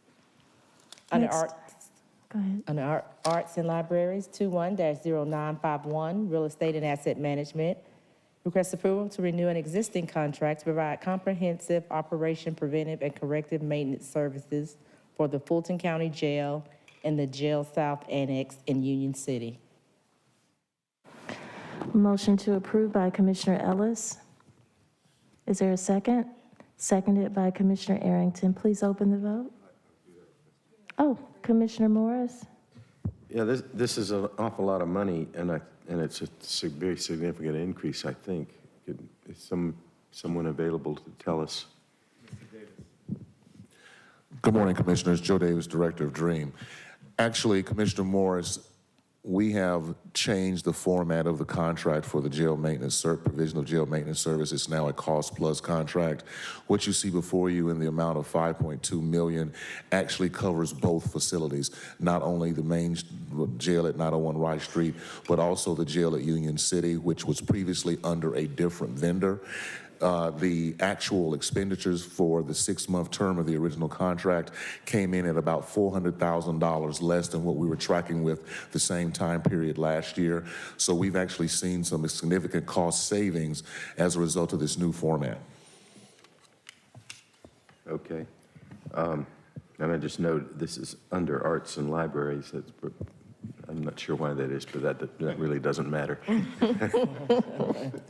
Yeah, I think in the formatting, Commissioner, just got pushed down. We did notice that as well. Thank you. All right. Any other questions? All right, motion to approve by Commissioner Ellis, seconded by Commissioner Arrington, and the vote is open.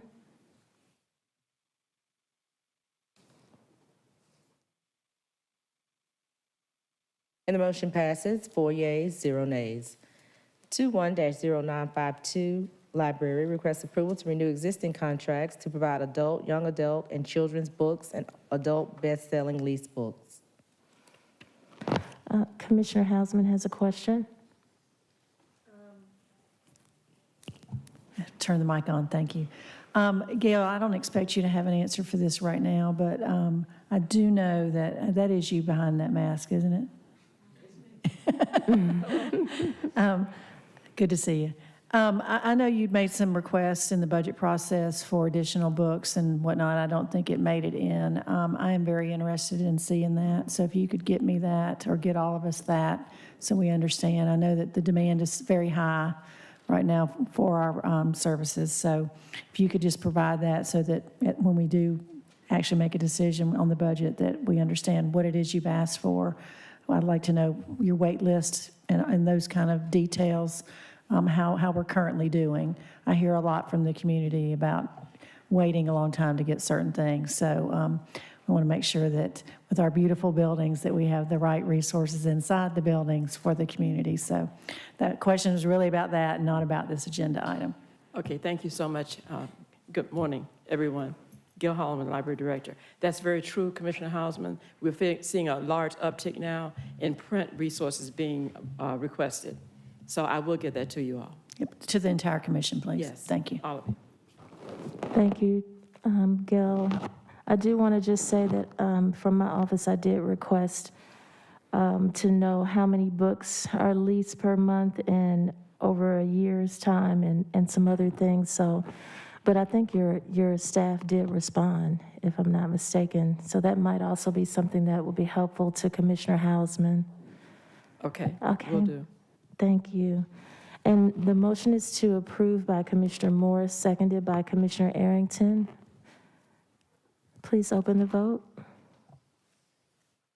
And the vote is open. Thank you.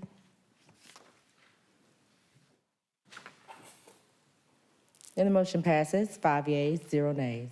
On page 8, 21-0953, Public Works requests approval to renew existing contracts to provide manholes, frames, grates, and accessories. Motion to approve by Commissioner Ellis, seconded by Commissioner Hausman. Please open the vote. And the vote is open.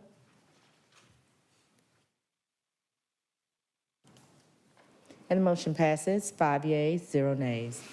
And for just a second, Madam Clerk, we have lost Commissioner Arrington and Commissioner Abdul Rahman. They are leaving to attend the funeral of Michael Langford. He was a significant public servant in Atlanta, and his funeral is today. So I just wanted to acknowledge that. Thank you. Okay, continuing on page 8, under Justice and Safety, 21-0954, Medical Examiner requests approval to renew an existing contract to provide part-time and intermittent forensic autopsy services. The motion is to approve by Commissioner Hausman and seconded by Commissioner Morris. Please open the vote. And the vote is open.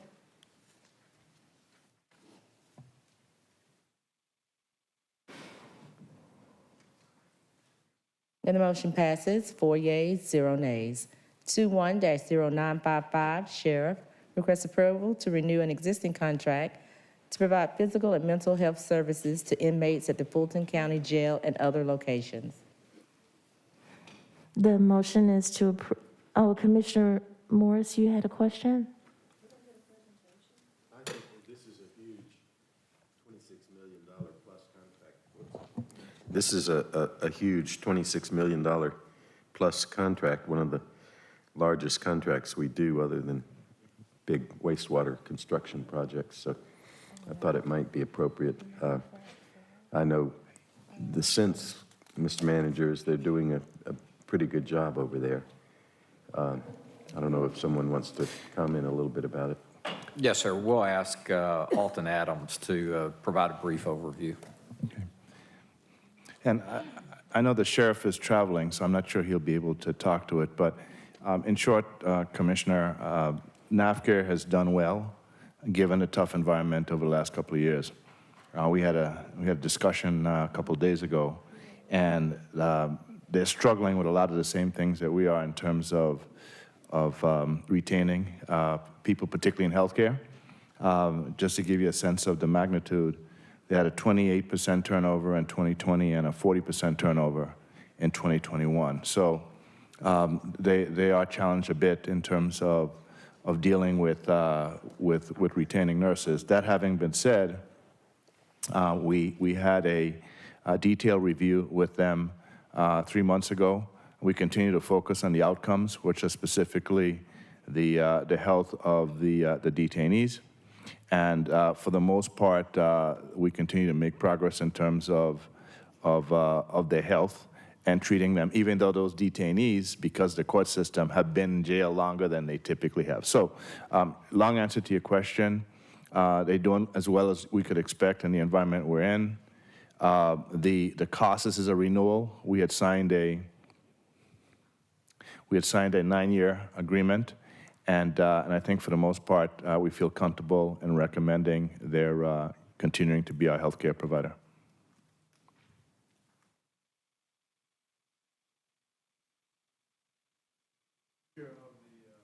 Which year of the 9 years is this? I believe it's the 4th year. Fourth? It is the 4th year, that's correct. All right.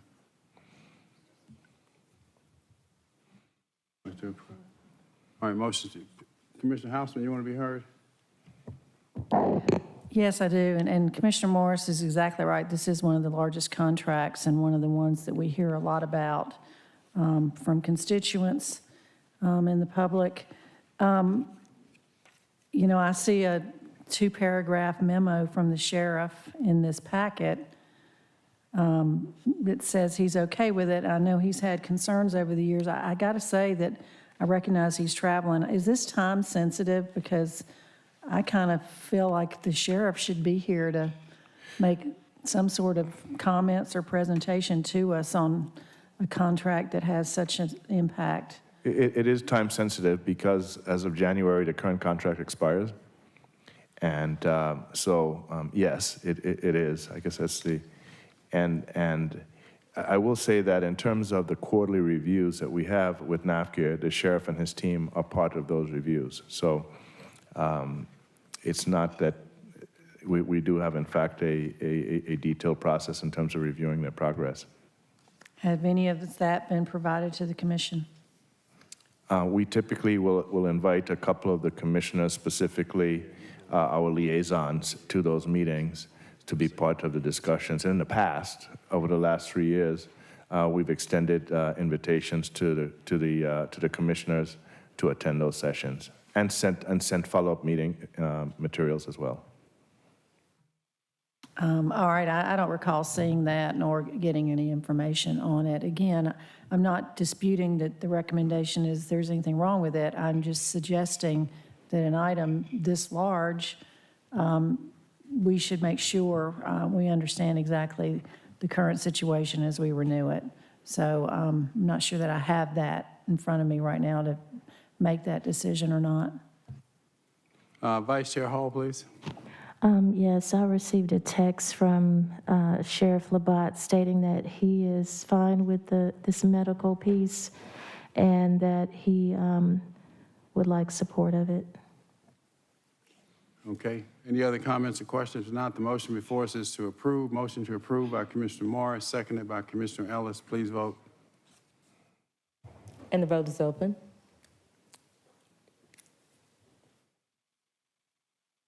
And the motion passes, 4 yeas, 0 nays. 21-0956, County Manager, presentation of COVID-19 operational response update. Mr. Manager. Good morning, Mr. Chairman and Commissioners. As we have done before, we've submitted to you a deck that summarizes the COVID response. Let me hit a few of the highlights, and then we'll be available for questions. Unfortunately, the trends have turned in the wrong direction with cases at slightly over 100, which is a 25% increase. Positivity rate at 3.5%, which also is a 25% increase, and hospitalizations and deaths still remaining down. So that places us, however, still in the moderate transmission category, defined by the CDC, which is supportive of our positions on masks being recommended, not mandated. And as you can see, most of our scorecard is in the green category with the exception of morgue census, which we're watching closely, but do have continued capacity there. The focus remains on vaccines with the new Omicron variant, and we've administered over 530,000 vaccines at this point with our same 4 mobile and 4 fixed site approach, as well as with $100 incentives. We'll talk today if you have questions about, but we're looking at all of those elements, fixed, mobile, and incentives as we go into 2022 to optimize vaccination take rates. Again, we have 637,000 citizens that have been vaccinated, which is 62% of our population, placing us ahead of the state.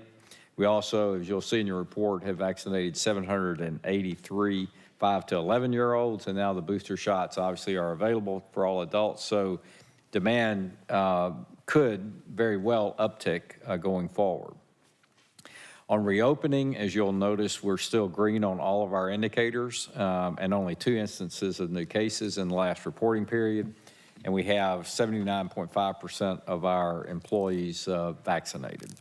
We have 14 non-compliant that are in danger of termination, and we're working to ensure that we don't have any misfires in terms of that, in terms of folks not understanding the program or their responsibility.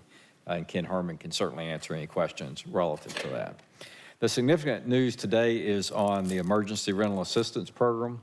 We have fully distributed our ERAP funds now, being certainly one of the first in Georgia, and I believe one of the first in the U.S. to do so. The good news is we have very positive signals from the governor's office and DCA on the potential of a $25 million reallocation from their overall program to Fulton County. That does have to be approved by the U.S. Treasury, and we anticipate that approval occurring by the end of December. So in the interim, what we're proposing to you today is really a modest reallocation of our ARPA funds, so 1% to 2%, about $4 million, to keep our program running, because it's important that citizens aren't disrupted in terms of coming to our portal, then having to go to perhaps another portal or the state's portal, and then attempting to come back to ours.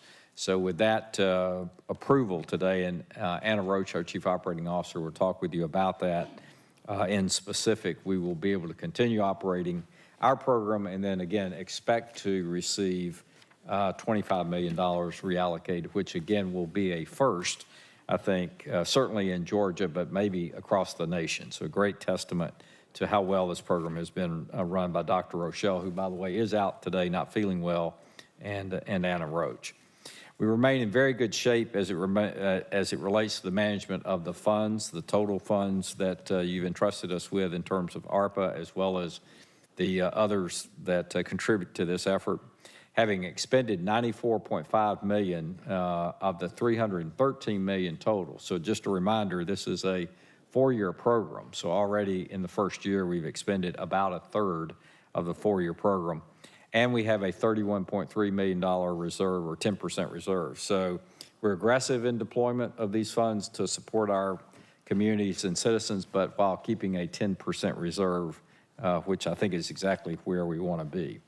Remind you of the 2 truisms that we followed all along, which is we do try to act and adjust when confronted with something new, but we also don't know what we don't know, and this new variant is got a clear case in point. So, Mr. Chairman, I think we're ready with Doug and Matt to answer any questions about, and also Dr. Paxton is available, assuming that there would be questions about the new variant specifically, and then we'll go into the ERAP section. Thank you, Mr. Manager. Gentlemen? Good morning, sir. And lady. Morning, Commissioners. Just draw your attention, as we always do, just to a couple salient points to make sure everyone is aware of this. On page 10 of your packet, just want to remind everyone that through December 4th, which will be this Saturday, we actually are still offering the $100 incentives, and boosters are now recommended for all adults over the age of 18. So please make sure that all of our constituents are aware that they can receive, once again, first and second dose with an incentive, as well as booster shots at our locations. We currently have a capacity to vaccinate about 350 people at our 4 sites. Yesterday, we vaccinated over 362 people at our locations. So we are definitely taking advantage of all the opportunities that we have. Page 13, I know that is always a question of how is our mobile vaccination teams doing. We're still reaching over 80% people of color as we go out into the communities to make sure that we target populations that have low uptake on vaccine amounts. And on page 15, we have had a lot of success in the week before Thanksgiving when it comes to nighttime operations for some of our fixed sites. So what we did is we extended that to be able to go ahead and have 2 at each location. You'll see the time there, 3:30, 8:30 p.m. at North Point Aviation and South Fulton Service Center. If we ask you all to help us amplify that and get that message out to the community that we will have night shifts to be able to go ahead and help individuals. With that being said, I will pause here. I know Dr. Paxton was joining online, like the county manager said, to answer any questions or concerns regarding the new variant. Are there questions at this time? Any questions? None. Thank you, folks. We'd like to ask Anna Roach to, again, talk about the Emergency Rental Assistance Program and the excitement that we have having reached this milestone. So, Ms. Roach. Thank you. Thank you, Mr. Chairman and members of the board. If you could go to slide 27. Slide 26 has some quick facts that the board could take a look at its leisure, but did want to spend a little bit of time on slide 27, which basically announces a couple of things. First, that we are a little bit of a victim of our own success, and that we have at this point fully expended all of the funding that we received from both ERA 1 and ERA 2. And to put that in some context, the majority of jurisdictions have not yet even applied to receive their ERA 2 funding. And so a huge amount of success with that program, to the point that we ran out of funding prior to Treasury executing its recapture and reallocation process. And so in response to that, we've tried to work closely with the state around this notion of voluntary reallocation, which they have indicated a great deal of support for. And so they have now contacted Treasury to support our request, as well as indicate to Treasury that they are willing to do a voluntary reallocation to us rather than wait for Treasury's recapture and reallocation process. So great news there. But when I say victim of our own success, it does leave us in a position where we now have no funding to execute the program. And so there are 2 risks posed with that. The first and most significant is that those applications that we have that have a risk of eviction, obviously we'd like to address those, particularly as we approach the holidays. And the second risk is that without funding, we would have to ramp down our program and then figure out how to ramp it back up in the event that that $25 million is received, which we have all indications that it will be. In response to that, as the manager stated, we took a look at all of the allocations that we made earlier this year to programs for the execution of our ARPA funds. And we have identified $4 million across 3 of our previously funded programs that we will dedicate now to keep the emergency rental assistance program afloat while we await confirmation from Treasury or DCA that the $25 million reallocation will in fact come to Fulton County. What that will allow us to do is to establish the $25 million as a grant in our system and expend the way we do with other grants with full anticipation of reimbursement until we actually get the funds in our account. So this is the plan that we're recommending for the board's approval. And we have worked with the law department, who very thankful thankful for Sujo and her team that expeditiously got us a resolution to this effect. It has been distributed to the board and as a part of the packet. So if the board is amenable to these recommendations to bridge the emergency rental assistance program, we ask for a motion and adoption of that resolution so we can move forward with that plan. Mr. Chairman, I don't have any other news on rental assistance, but just wanted to throw in there that we're in the same position as the last meeting on mortgage assistance, but we are in communication with the state, and they anticipate a decision on their application for their spend plan any day now from Treasury. Okay, and you're asking for approval of the resolution? Yes, sir. Today? Let's, then Vice Chair Hall is a co-sponsor of that with me. So Commissioner Morris, you want to be heard? Yeah. Did you get that? You indicated that you've identified 3 sources. What are those sources?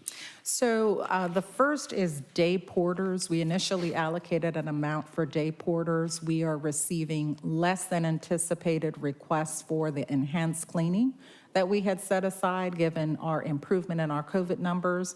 So we identified that as a potential source, and we haven't put a number to any of these 3 yet, Commissioner Morris, but these are the 3 sources. So day porters is one of them. The small business loan program as well has not been fully executed yet. In other words, we haven't transferred the funds on that program yet. And the third is the job training program.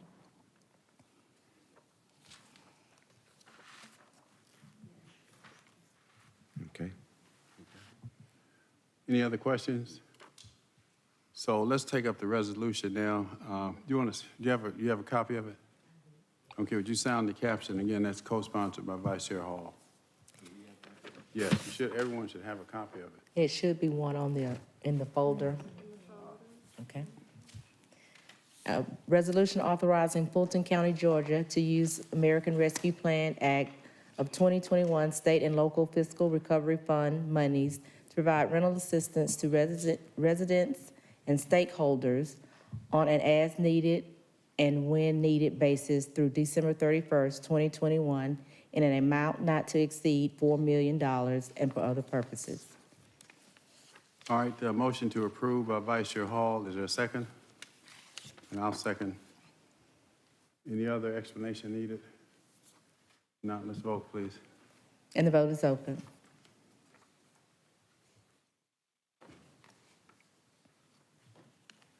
And the motion passes, 4 yeas, 0 nays. Thank you, Commissioners. Madam CO, anything else? No, Mr. Chairman, thank you. And that concludes our report, Mr. Chairman. Nothing from the CFO? Not unless there are questions about Commissioner Morris? Yeah, my question relates to the amount of expenditures for Project Orca. Where are you, Commissioner? I guess I'm on slide 32.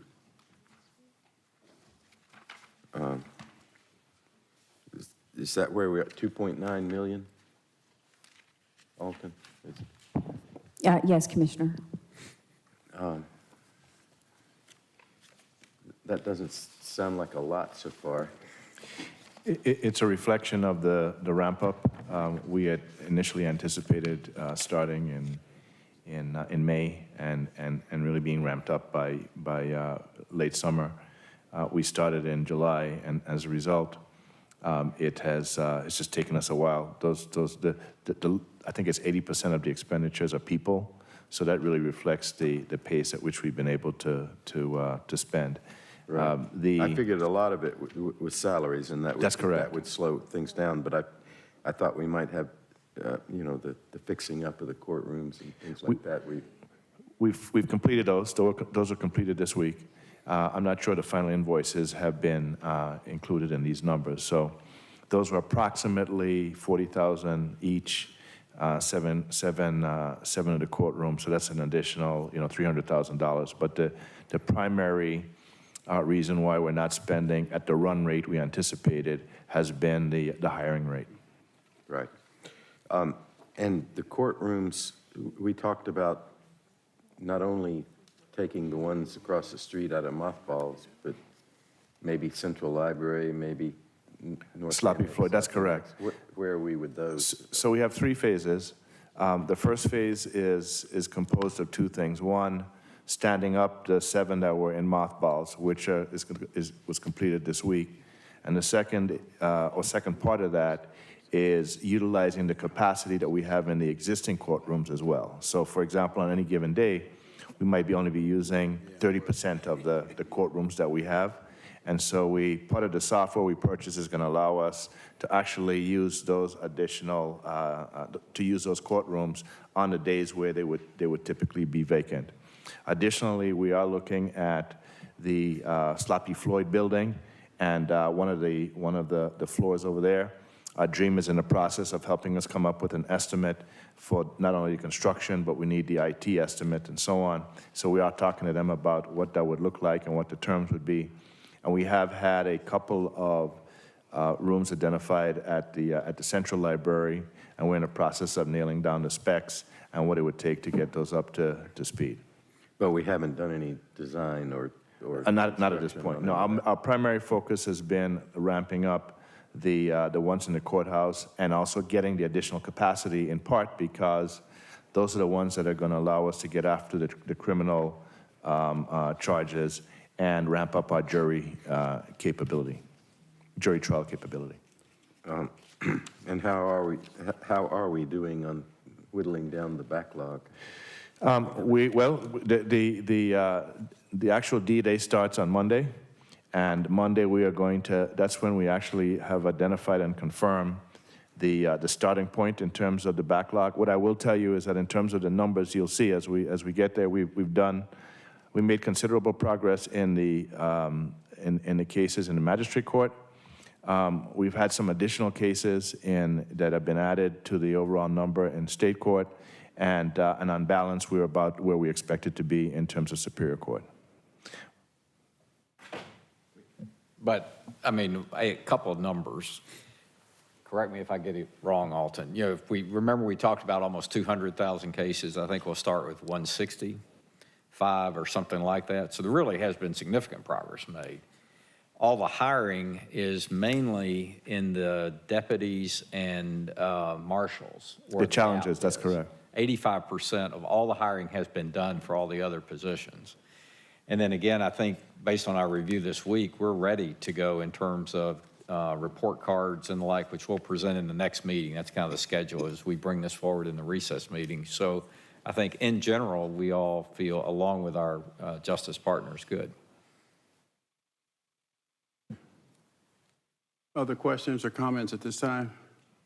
Thank you, Mr. Manager. Continue, Madam Clerk. Bottom of page 8, 21-0957, purchasing and contract compliance. Request ratification of countywide emergency procurements. All right, motion to approve by Vice Chair Hall. Is there a second? Seconded by Commissioner Morris. Are there questions? None. Cast your vote, please. The vote is open.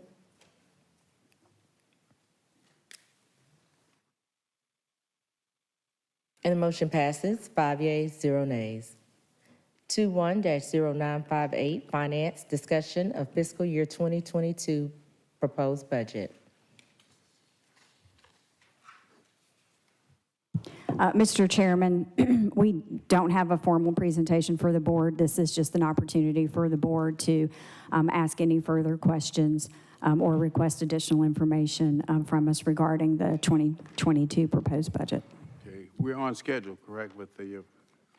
Yes, sir. Today we held the legally required public hearing. So at this point, we are ready in January to be able to approve the budget in its formal final stage. Okay. Any questions? All right, continue, please. I'm sorry, Commissioner Hausman. Just a process question. I know that there's probably several initiatives that commissioners might want to bring forward, and I'm just curious when would be the appropriate time to do that? Commissioner Hall, you can bring an item forward during any of these discussion opportunities today. We'll have one at the next board meeting as well, and then in January. Well, I see Commissioner Hall is on here. I know she's got some items. There's really just one item at this point that I wanted to make sure the commissioners were aware of. Be happy to provide you with some backup information on it. But in general, I think you're all aware that we have initiated a rebuilding of the last structure across the Chattahoochee River. The last historical bridge has been taken down, and the project is a partnership to replace it with Fulton County, Gwinnett County, Duluth, and Johns Creek. The steel that is from the former bridge that's 120 years old has been dismantled, and Duluth and Johns Creek both are looking at some sort of public art to be done with that steel. Our art department has been collaborating with Johns Creek to help guide them, as they obviously do not have that expertise in-house. So I want to commend David and our arts division for their work and helping Johns Creek to determine a path forward with what they want to do. But I also just want to say it's really a generational opportunity here for some sort of public recognition, public art with that steel. And David and his shop also recognize it as a big opportunity for the community. So I would just like to let you know that I think that it's an appropriate investment for us through our arts division. It's probably in the neighborhood of $150,000 would be more than sufficient to support that. And so I do plan to, at the appropriate time, make that request to include that in our budget. I don't disagree with you, Commissioner Houseman, but would it make sense, though, for those of us who will have, those of you, rather, who will have adjustments, enhancements, for us to, take those at a meeting so we can look at the picture, and so we'll know exactly what we're talking about and, vote them up accordingly? Which is why what I opened my comment with was when is the appropriate time. So I'm happy to do it at a later date, but I did want to make sure you're aware of it. Thank you. Would that be December or January? It would give you more time if it's at the next meeting? In order for us to identify any additional resources, that would need to be January. But at this point, what we've presented is a balanced proposed budget. So any incremental expenditure would have to be supported by either incremental revenue. I understand that, but right. on the timing, should those who will have requests, should we do it collectively at the next meeting or the first meeting in January in anticipation of approval no later than the second meeting in January? What's your preference? If your intent is to present the information and allow an opportunity for it to be vetted, then probably earlier would be better. If your intent is to present it and ask for a vote, then I would say in January. And what's our next meeting?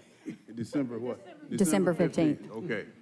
December 15th. Okay. And those who have, and I think that what Commissioner Houseman did was proper and fair, to give us what you have, and so we'll be familiar with it before the 15th, and we can make a decision at that time. And I also I asked Ms. Holloman to provide us with information about resources that she, would like to have in the library program as well, so, which we don't have today either. Okay. But that's the reason I wanted to bring this forward, is so that we can have enough time to make thoughtful decisions. All right. Vice Chair? Thank you, Commissioner Hausman. That is exactly what I was going to do, so I appreciate that you took care of that. There are a couple of things, because I also asked for additional information, and unfortunately, when I use the spreadsheet that indicates the funded and not funded items by department, many people that I asked them, well, why did you need this? on the items that were not funded, because I want to understand why they put the request in and know the importance of it as it relates to what they're trying to do in their departments and offices. And many of them said they didn't even know that certain things were not funded. So I found that a little bit concerning, because if these departments and these offices, and when I say offices, I mean like the office of the sheriff and those elected officials who have offices of their own, just the fact that they didn't know that many of the items they requested in their budget were not funded was concerning, because as I began to ask questions of them as to why they requested the items and found that many of these things were very important to them being able to serve the community, they should know that whatever they've asked is funded or not funded.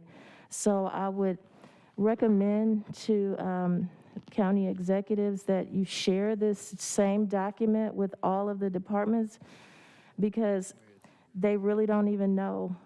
They have no idea, such as the sheriff. And we did discuss some of these things at the last meeting, like the fact that the clerk needs the Muni code, but it's not funded, and the clerk needs the IT person, which I specifically said is Chad, because he has been our IT support on the BOC side for many years, and it would be really beneficial to get him back serving us, because right now the service is not good and has not been good since he left, just to be honest with you. So if you could please send this document, I think Hakeem may have it, or his team, and if you could send it to the department so they know. The other thing is, when I was reviewing the budget book with Anita, we were looking through this thing and looking at the funded, not funded document, and realized that some things are, there was some oversight. And I did speak with Hakeem about the oversight, that something that was on this list as funded was not accurately documented in the draft proposed budget book. And so I would ask that you all please review the documents again, and maybe take your own document of the spreadsheet and just double check against it, because there was specifically a commissioner's office that is on the funded spreadsheet, but it was not completely documented what their funding needed to be used for in the actual proposed budget. And as we know from all these years of doing the budget, if you're increasing your personnel in order for HR to make those changes, they need to know where those changes are being made. Just allocating funding is not enough, and the book should reflect that additional information. And so I just want to make sure that, so we're going to do our budget enhancements as one on December 15th. Okay. Thank you. And I think that, oh, no, one last thing. And so I did ask the question also because I did not get an opportunity to attend all the budget hearings. And so I asked the question, you know, could someone send me the video recording? And the response that I got, that I received was, due to the nature, we are not planning on recording the meetings. And I don't understand that. Due to the nature, we're not recording the meetings, the budget hearings. And so I'd like somebody to explain that a little further, why they weren't recorded. Can somebody explain that? The presentations, the department presentations. Vice Chair Hall, they were not public hearings. They were meetings with the county manager and the executive team. And we decided not to record each individual session because we don't record many of our internal meetings like that in the form and format. When we hold them, when we have held them in the past in out at aviation, or even back when we had the official budget commission and we held departmental budget hearings, they were never recorded at that point in time either. They were not recorded, but weren't there people who attended those meetings that were not county employees? There were at times special guests who were brought in by some of our elected officials, but typically the participants were county employees, members of the budget staff, county manager's office, and the department and their representatives. Right, but like you just said, there were people who were non-county employees that used to attend the meetings, and they would be considered from the public because they're not county employees and they had nothing, they were not directly involved in the budget hearing. So I don't understand what the difference is. So you're saying that if someone wanted to attend the Zoom that you did, that this time they would not have been allowed to come in and attend the Zoom? The Zoom invitations were sent directly to the department head for their use and their staff's use. So these were not public. These were not public meetings. These were discussions that were held with the county manager and the departments regarding their budget submittals. So I don't see what the difference is between a Zoom and an in-person meeting. As you stated, if a commissioner brought in a guest from outside, which would be public, in the previous in-person meetings, then what would stop them from allowing someone to be on the Zoom listening and watching from the public?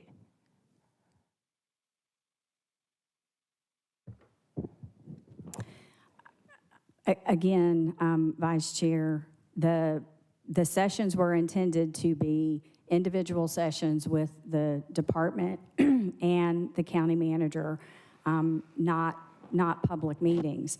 In the past, there have been some elected officials who have brought in members of the public during their sessions, and those were allowed as I guess as a courtesy, but these were not planned as public meetings. Okay, so Madam County Attorney, is there a legal reason why we should not record our Zoom budget hearings by departments?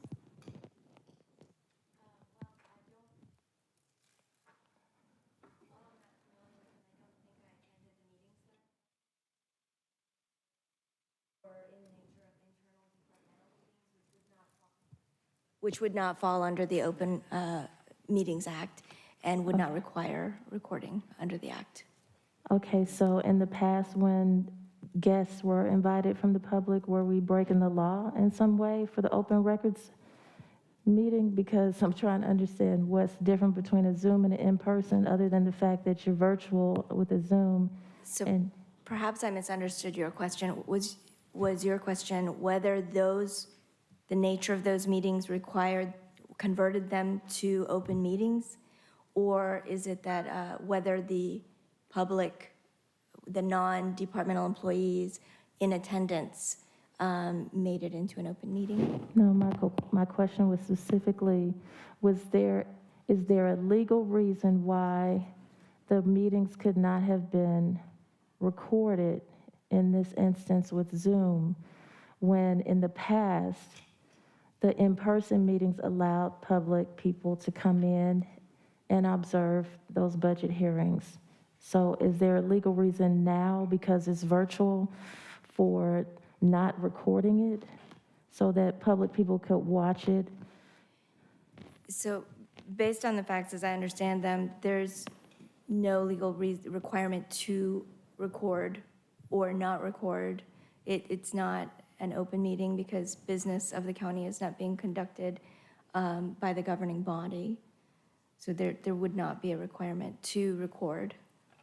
Okay, so the courtesy could have been extended for people to watch it regardless the way they watched it in the past in person? I don't think I'm understanding your question. Is your question whether or not there's a prohibition against, there's legal reason why it could not have been made a public meeting?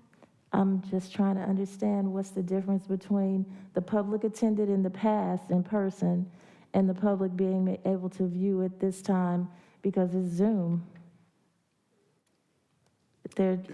What's the difference? Let's, I mean, excuse me, yeah, let's do this. Y'all want to take some time and get a written opinion on that, because it may be that inviting the public to these, what are yeah. well, not interdepartmental, but basically working sessions of the department, maybe we shouldn't even have the public. So I see. my recommendation would be that y'all take some time and look at it and give us some direction. Thank you. Chairman Pitts. We will get clarification on the question and provide an opinion. Thank you, I appreciate that. And that's my last question.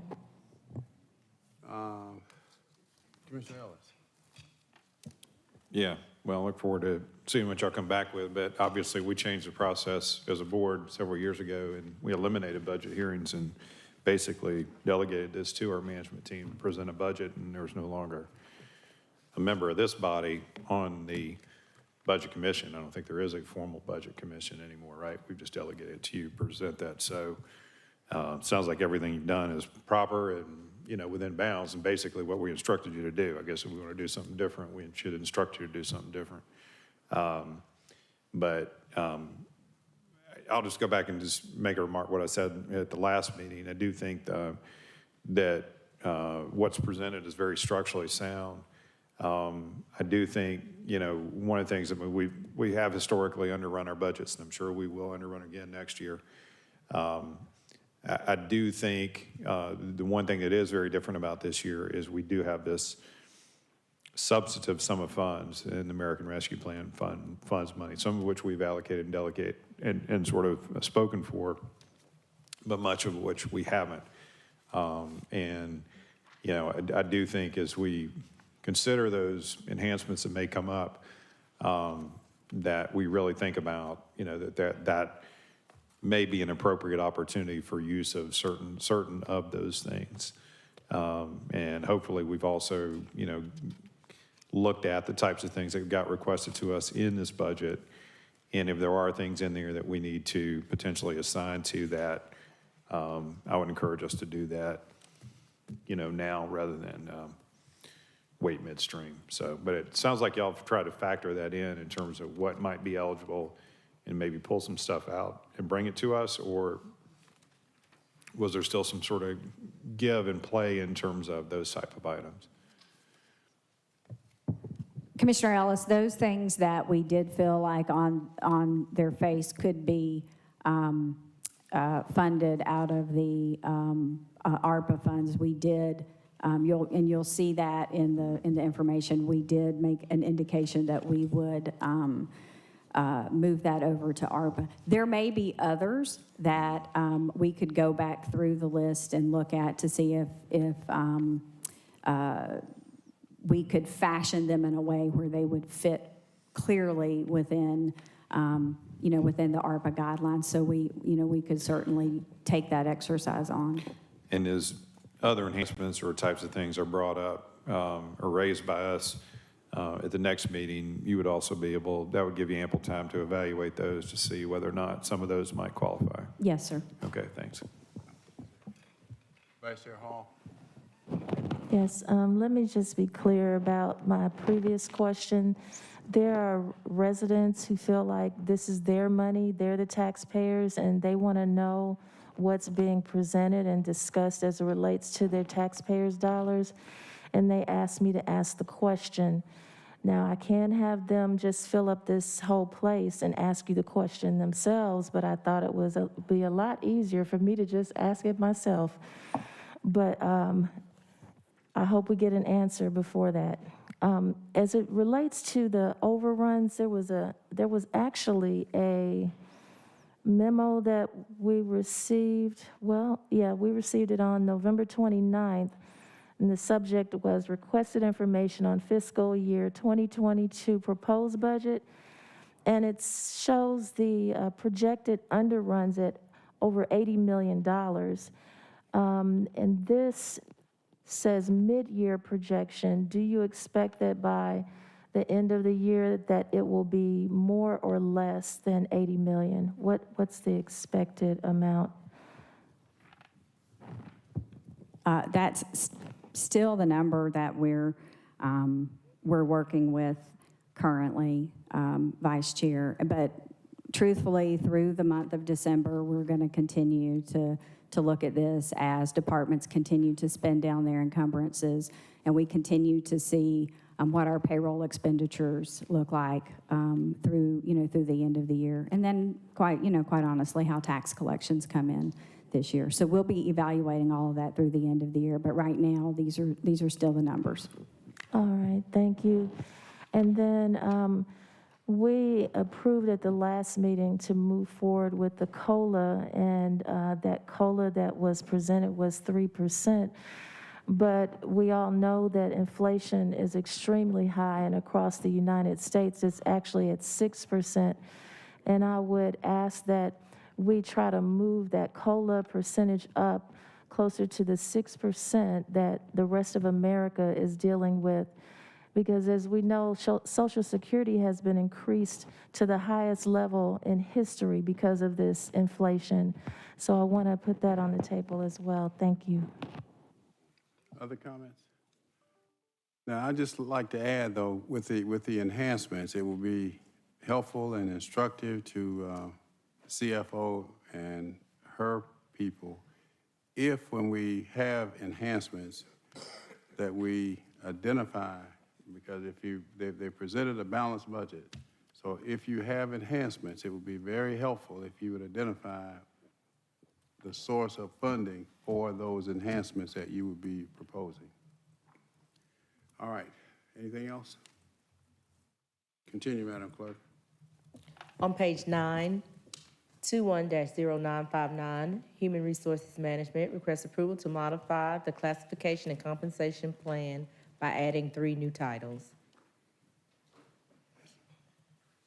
All right, motion to approve by Commissioner Ellis, seconded by Vice Chair Hall. Please vote. And the vote is open. And the motion passes 5 yeas, 0 nays. 21-0960, Registration and Elections, requests approval of the lowest responsible bidder to provide ballot printing services.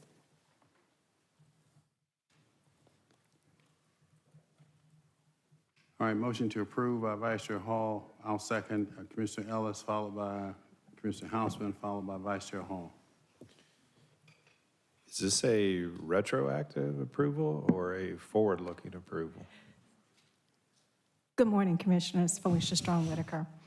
Commissioner Ellis, you are correct in that we did have to, because of the legislative cycle, we did have to issue a solicitation, a quote, for the November 2nd election so that they can get ballots printed. So that amount would need to be backed out for this year and only include the November 30th runoff election. So if you don't mind, we will bring this back, and the amount for this year will be reduced because we had to issue a quote so that they could get things going for the November 2nd election. And we issued this as a solicitation because their estimated budget exceeded our $49,999 quote limit. And it also would hold the price with the 2 renewal options. So we will bring it back and clarify what they actually spent for the November 30th runoff. It gets a little So you requested that it be complicated. held? So would you like to hold You're this? requesting that it be held? Yes. Okay. Yes, sir. Is that okay? Yeah. All right, make a substitute motion. Yeah, that'd be great. Substitute motion to hold. All right, substitute motion to hold by, yes, was it? Felicia, thank you for that, and thank you for coming back to us. You heard a lot of comments about it today. I think that as a normal course of business, we need to do a really good job of being transparent with any election item that's on the agenda, okay? Absolutely. And so if some of this is new requirements because of 202, a little executive blurb in your write-up explaining why we have to do it this way when we might not have done it that way before would also be very helpful. Thank you, I'll do that. So if you just go back and look at the comments and make sure that whatever you provide for us, as much as possible, addresses those concerns that were raised, I would also appreciate that. Yes, I can do that. Thank you. All right, substitute motion to hold. Let's vote, please.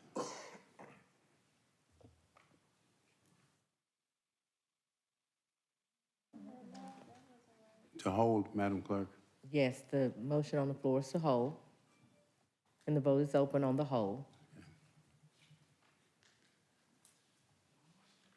And the motion passes, 5 yeas, 0 nays. And continue, please. 21-0961, External Affairs, request approval of a recommended proposal to provide federal intergovernmental affairs services. All right, motion to approve by Vice Chair Hall. Is there a second? All right, I'll second it by Commissioner Hausman. Questions or comments? None, let's vote. And the vote is open.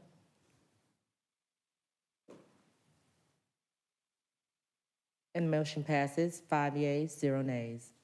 21-0962, External Affairs, request approval of a recommended proposal to provide state intergovernmental affairs. All right, motion to approve by Commissioner Hausman, seconded by Vice Chair Hall. Let's vote, please. And the vote is open.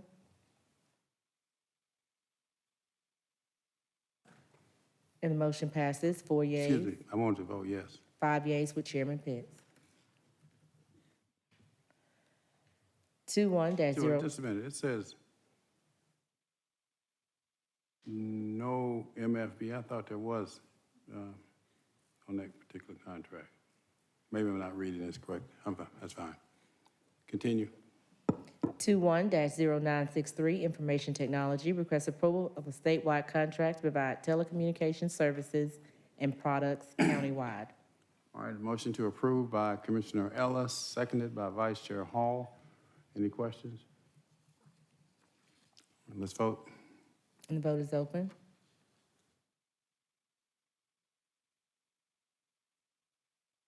And the motion passes, 5 yeas, 0 nays. 21-0964, Real Estate and Asset Management, requests approval of the lowest responsible bidder to provide interior and exterior furniture, fixtures, and equipment for the Central and Hateville Library. All right, a motion to approve by Commissioner Ellis, seconded by Commissioner Morris. Let's vote, please. And the vote is open. And the motion passes, 5 yeas, 0 nays. On page 10, 21-0965, request approval of a recommended proposal to provide landfill post-closure services. All right, motion to approve by Commissioner Hausman, seconded by Vice Chair Hall. Any questions? None, let's vote. And the vote is open. And the motion passes, 5 yeas, 0 nays. 21-0966, Real Estate and Asset Management, requests approval to utilize a statewide contract to provide preventive and corrective maintenance services for the county-owned facility currently leased to the State of Georgia Department of Human Services. All right, a motion to approve by Commissioner Morris, seconded by Vice Chair Hall. Please vote. And the vote is open. And the motion passes, 5 yeas, 0 nays. 21-0967, request approval of the lowest responsible bidders to provide janitorial supplies and equipment on an as-needed basis for Fulton County facilities. Motion to approve by Commissioner Ellis, seconded by Vice Chair Hall. Please vote. And the vote is open. And the motion passes, 5 yeas, 0 nays. 21-0968, request approval to utilize cooperative purchasing to provide comprehensive pest control services on an as-needed basis.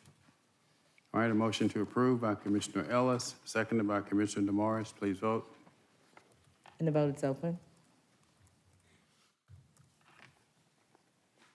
And the motion passes, 5 yeas, 0 nays. On page 11, 21-0969, Real Estate and Asset Management, request approval to utilize cooperative purchasing to provide copy paper and related supplies countywide.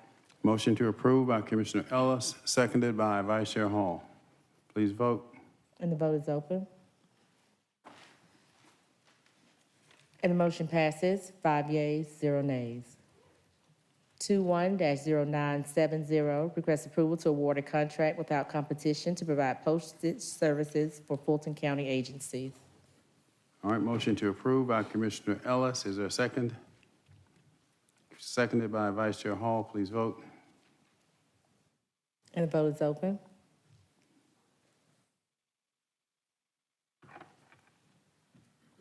And the motion passes, 5 yeas, 0 nays. Under Health and Human Services, 21-0971, Finance, request approval of a contract extension agreement by and between Fulton County, DeKalb County, and the Fulton-DeKalb Hospital Authority for 2 years. There's a motion to approve by Commissioner Hausman, seconded by Commissioner DeMorris. Vice Chair Hall has a question. I just had a question about why we're only doing this every 2 years when the initial contract was actually for 30 years.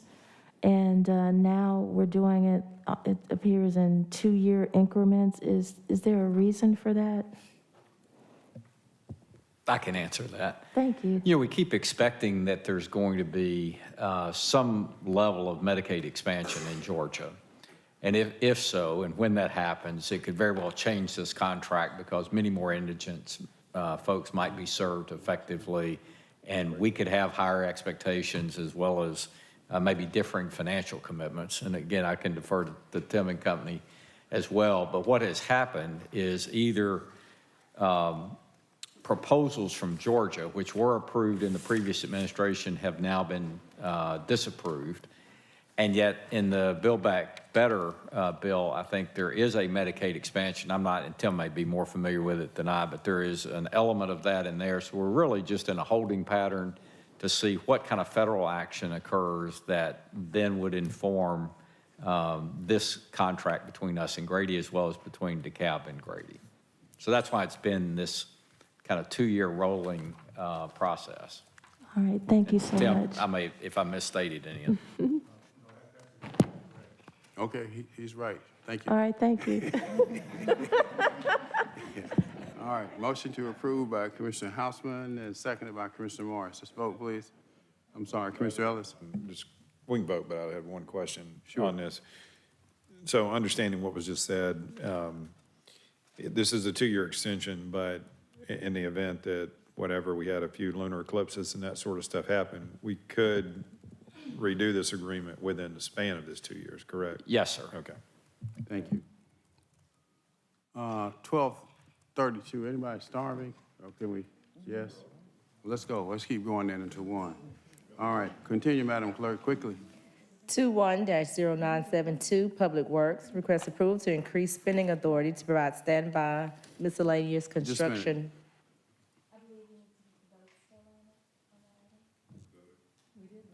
We did? We did vote. It was 5 yeas, Okay. 0 nays. I didn't sound it. You didn't sound it? I didn't Okay. sound it. Thank you, Madam County Attorney. Clerk failed to sound it. You went to the next item. I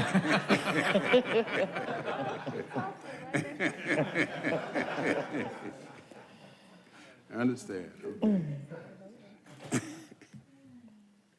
So we're on 21-0972. Correct. Request approval to increase spending authority to provide standby miscellaneous construction wastewater system services. All right, here a motion to approve by Commissioner Morris, seconded by Commissioner Hausman. Please vote. And the vote is open. And the motion passes, 5 yeas, 0 nays. 21-0973, 973, Public Works, requests approval to extend an existing contract to provide air traffic control light coverage services. All right, a motion to approve by Commissioner Hausman, seconded by Commissioner Ellis. Please vote. And the vote is open.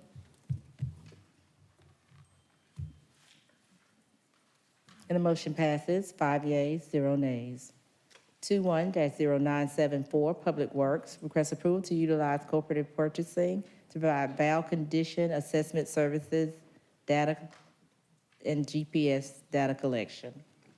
Motion to approve by Commissioner Ellis. Is there a second? Seconded by Vice Chair Hall. Please vote. And the vote is open.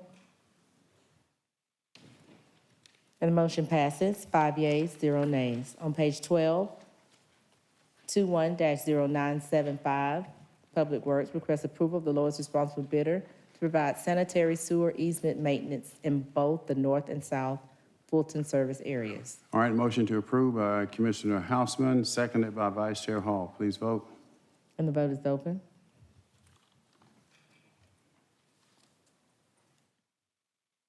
And the motion passes, 4 yeas, 0 nays. 21-0976, request approval of the lowest responsible bidder to provide water meter reading services.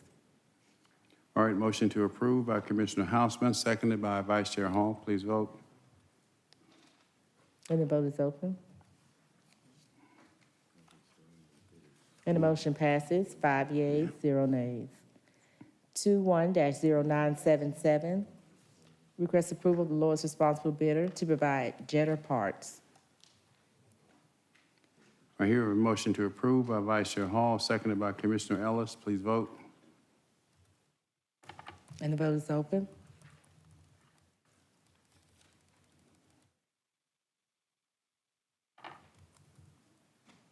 And the motion passes, 4 yeas, 0 nays. 21-0978, request approval of the lowest responsible bidder to provide water meter vaults. Motion to approve by Vice Chair Hall, seconded by Commissioner Ellis. And the vote is open.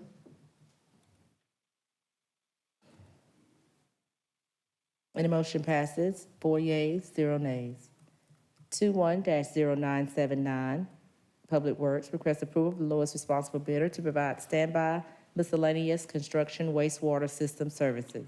Motion to approve by Commissioner Hausman, seconded by Commissioner Ellis. And the vote is open. And the motion passes, 5 yeas, 0 nays. 21-0980, request approval of the lowest responsible bidder to provide water valves. Motion to approve by Vice Chair Hall, seconded by Commissioner Ellis. And the vote is open.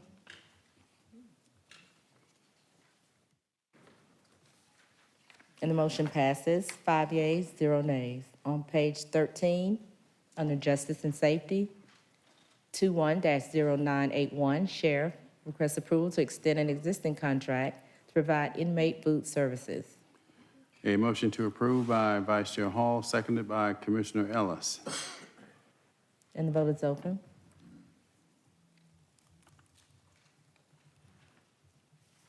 And the motion passes, 5 yeas, 0 nays. 21-0982, Medical Examiner requests approval of a contract to provide board-certified forensic pathology autopsy services. All right, motion to approve by Commissioner Hausman, seconded by Commissioner Ellis. Please vote. And the vote is open.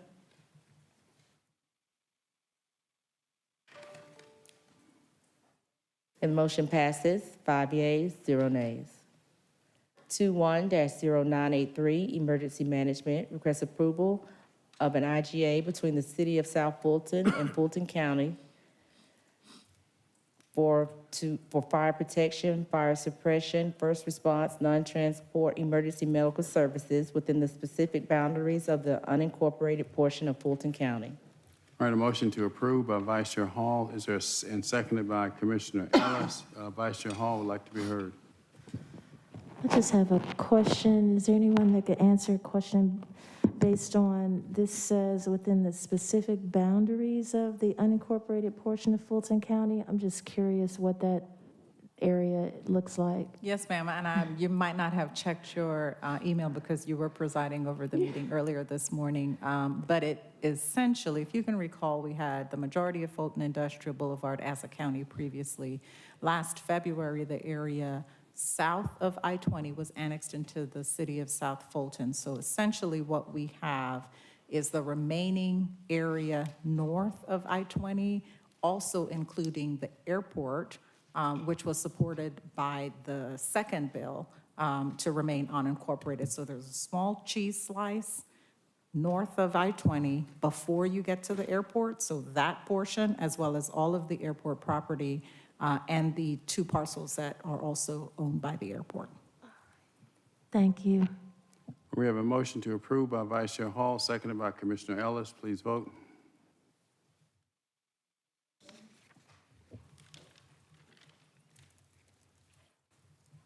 And the motion passes, 5 yeas, 0 nays. And there are no items from the consent agenda or the regular agenda, correct? Removed. That is correct, yes, sir. All right, I'll entertain a motion to recess for lunch and executive session. We'll be taking up issues dealing with personnel, real estate, and litigation. Let's vote. It's a motion to approve that by Vice Chair Hall, seconded by Commissioner Hausman. And the vote is open. And the motion passes, 5 yeas, 0 nays.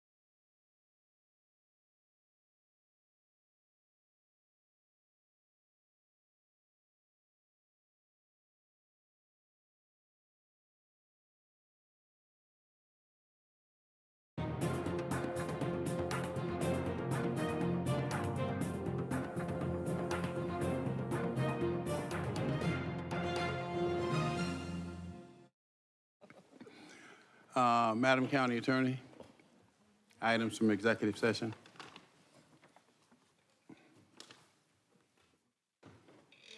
Yes. Can you hear me? Yes. Is there a motion to approve the request for representation set forth in items 1 and 2 on the executive session agenda? Motion to approve by Commissioner Ellis, seconded by Commissioner Morris. Cast your vote, please. And the vote is open. And the motion passes, 5 yeas, 0 nays. And is there a motion to approve the proposed settlement with McKesson, Cardinal Health, Amerisource Bergen, Janssen Pharmaceuticals Incorporated, and Johnson & Johnson in the matter before the United States Judicial Panel on multi-district litigation in the case of In Re National Prescription Opiate Litigation, MDL number 2804? All right, motion to approve by Commissioner Hausman, seconded by Commissioner Ellis. Please vote. And the vote is open. And the motion passes, 5 yeas, 0 nays.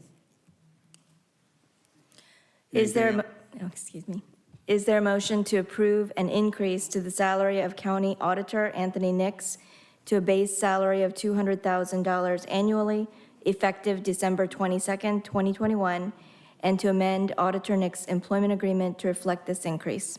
All right, motion to approve by Vice Chair Hall, seconded by Commissioner Ellis. Please vote. And the vote is open. And the motion passes, 5 yeas, 0 nays. That's it. Any other items, Madam Clerk? We have some public comment, email comments that need to be read into the record. All right, we don't need a quorum for that, so if anybody has to leave, Reed, you can go ahead, continue. Okay. You ready? All right.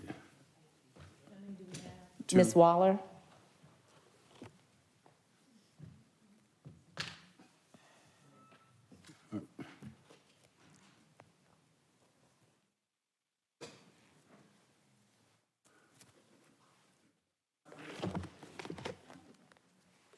Well, let's, just, yeah.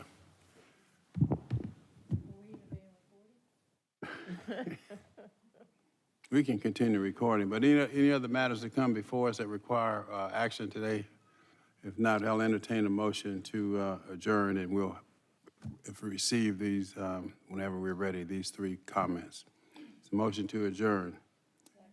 All right, properly moved and second. Those in favor say aye, opposed no. We are officially adjourned. Thank you, everybody. Feel better, sir. Thank you. Y'all ready?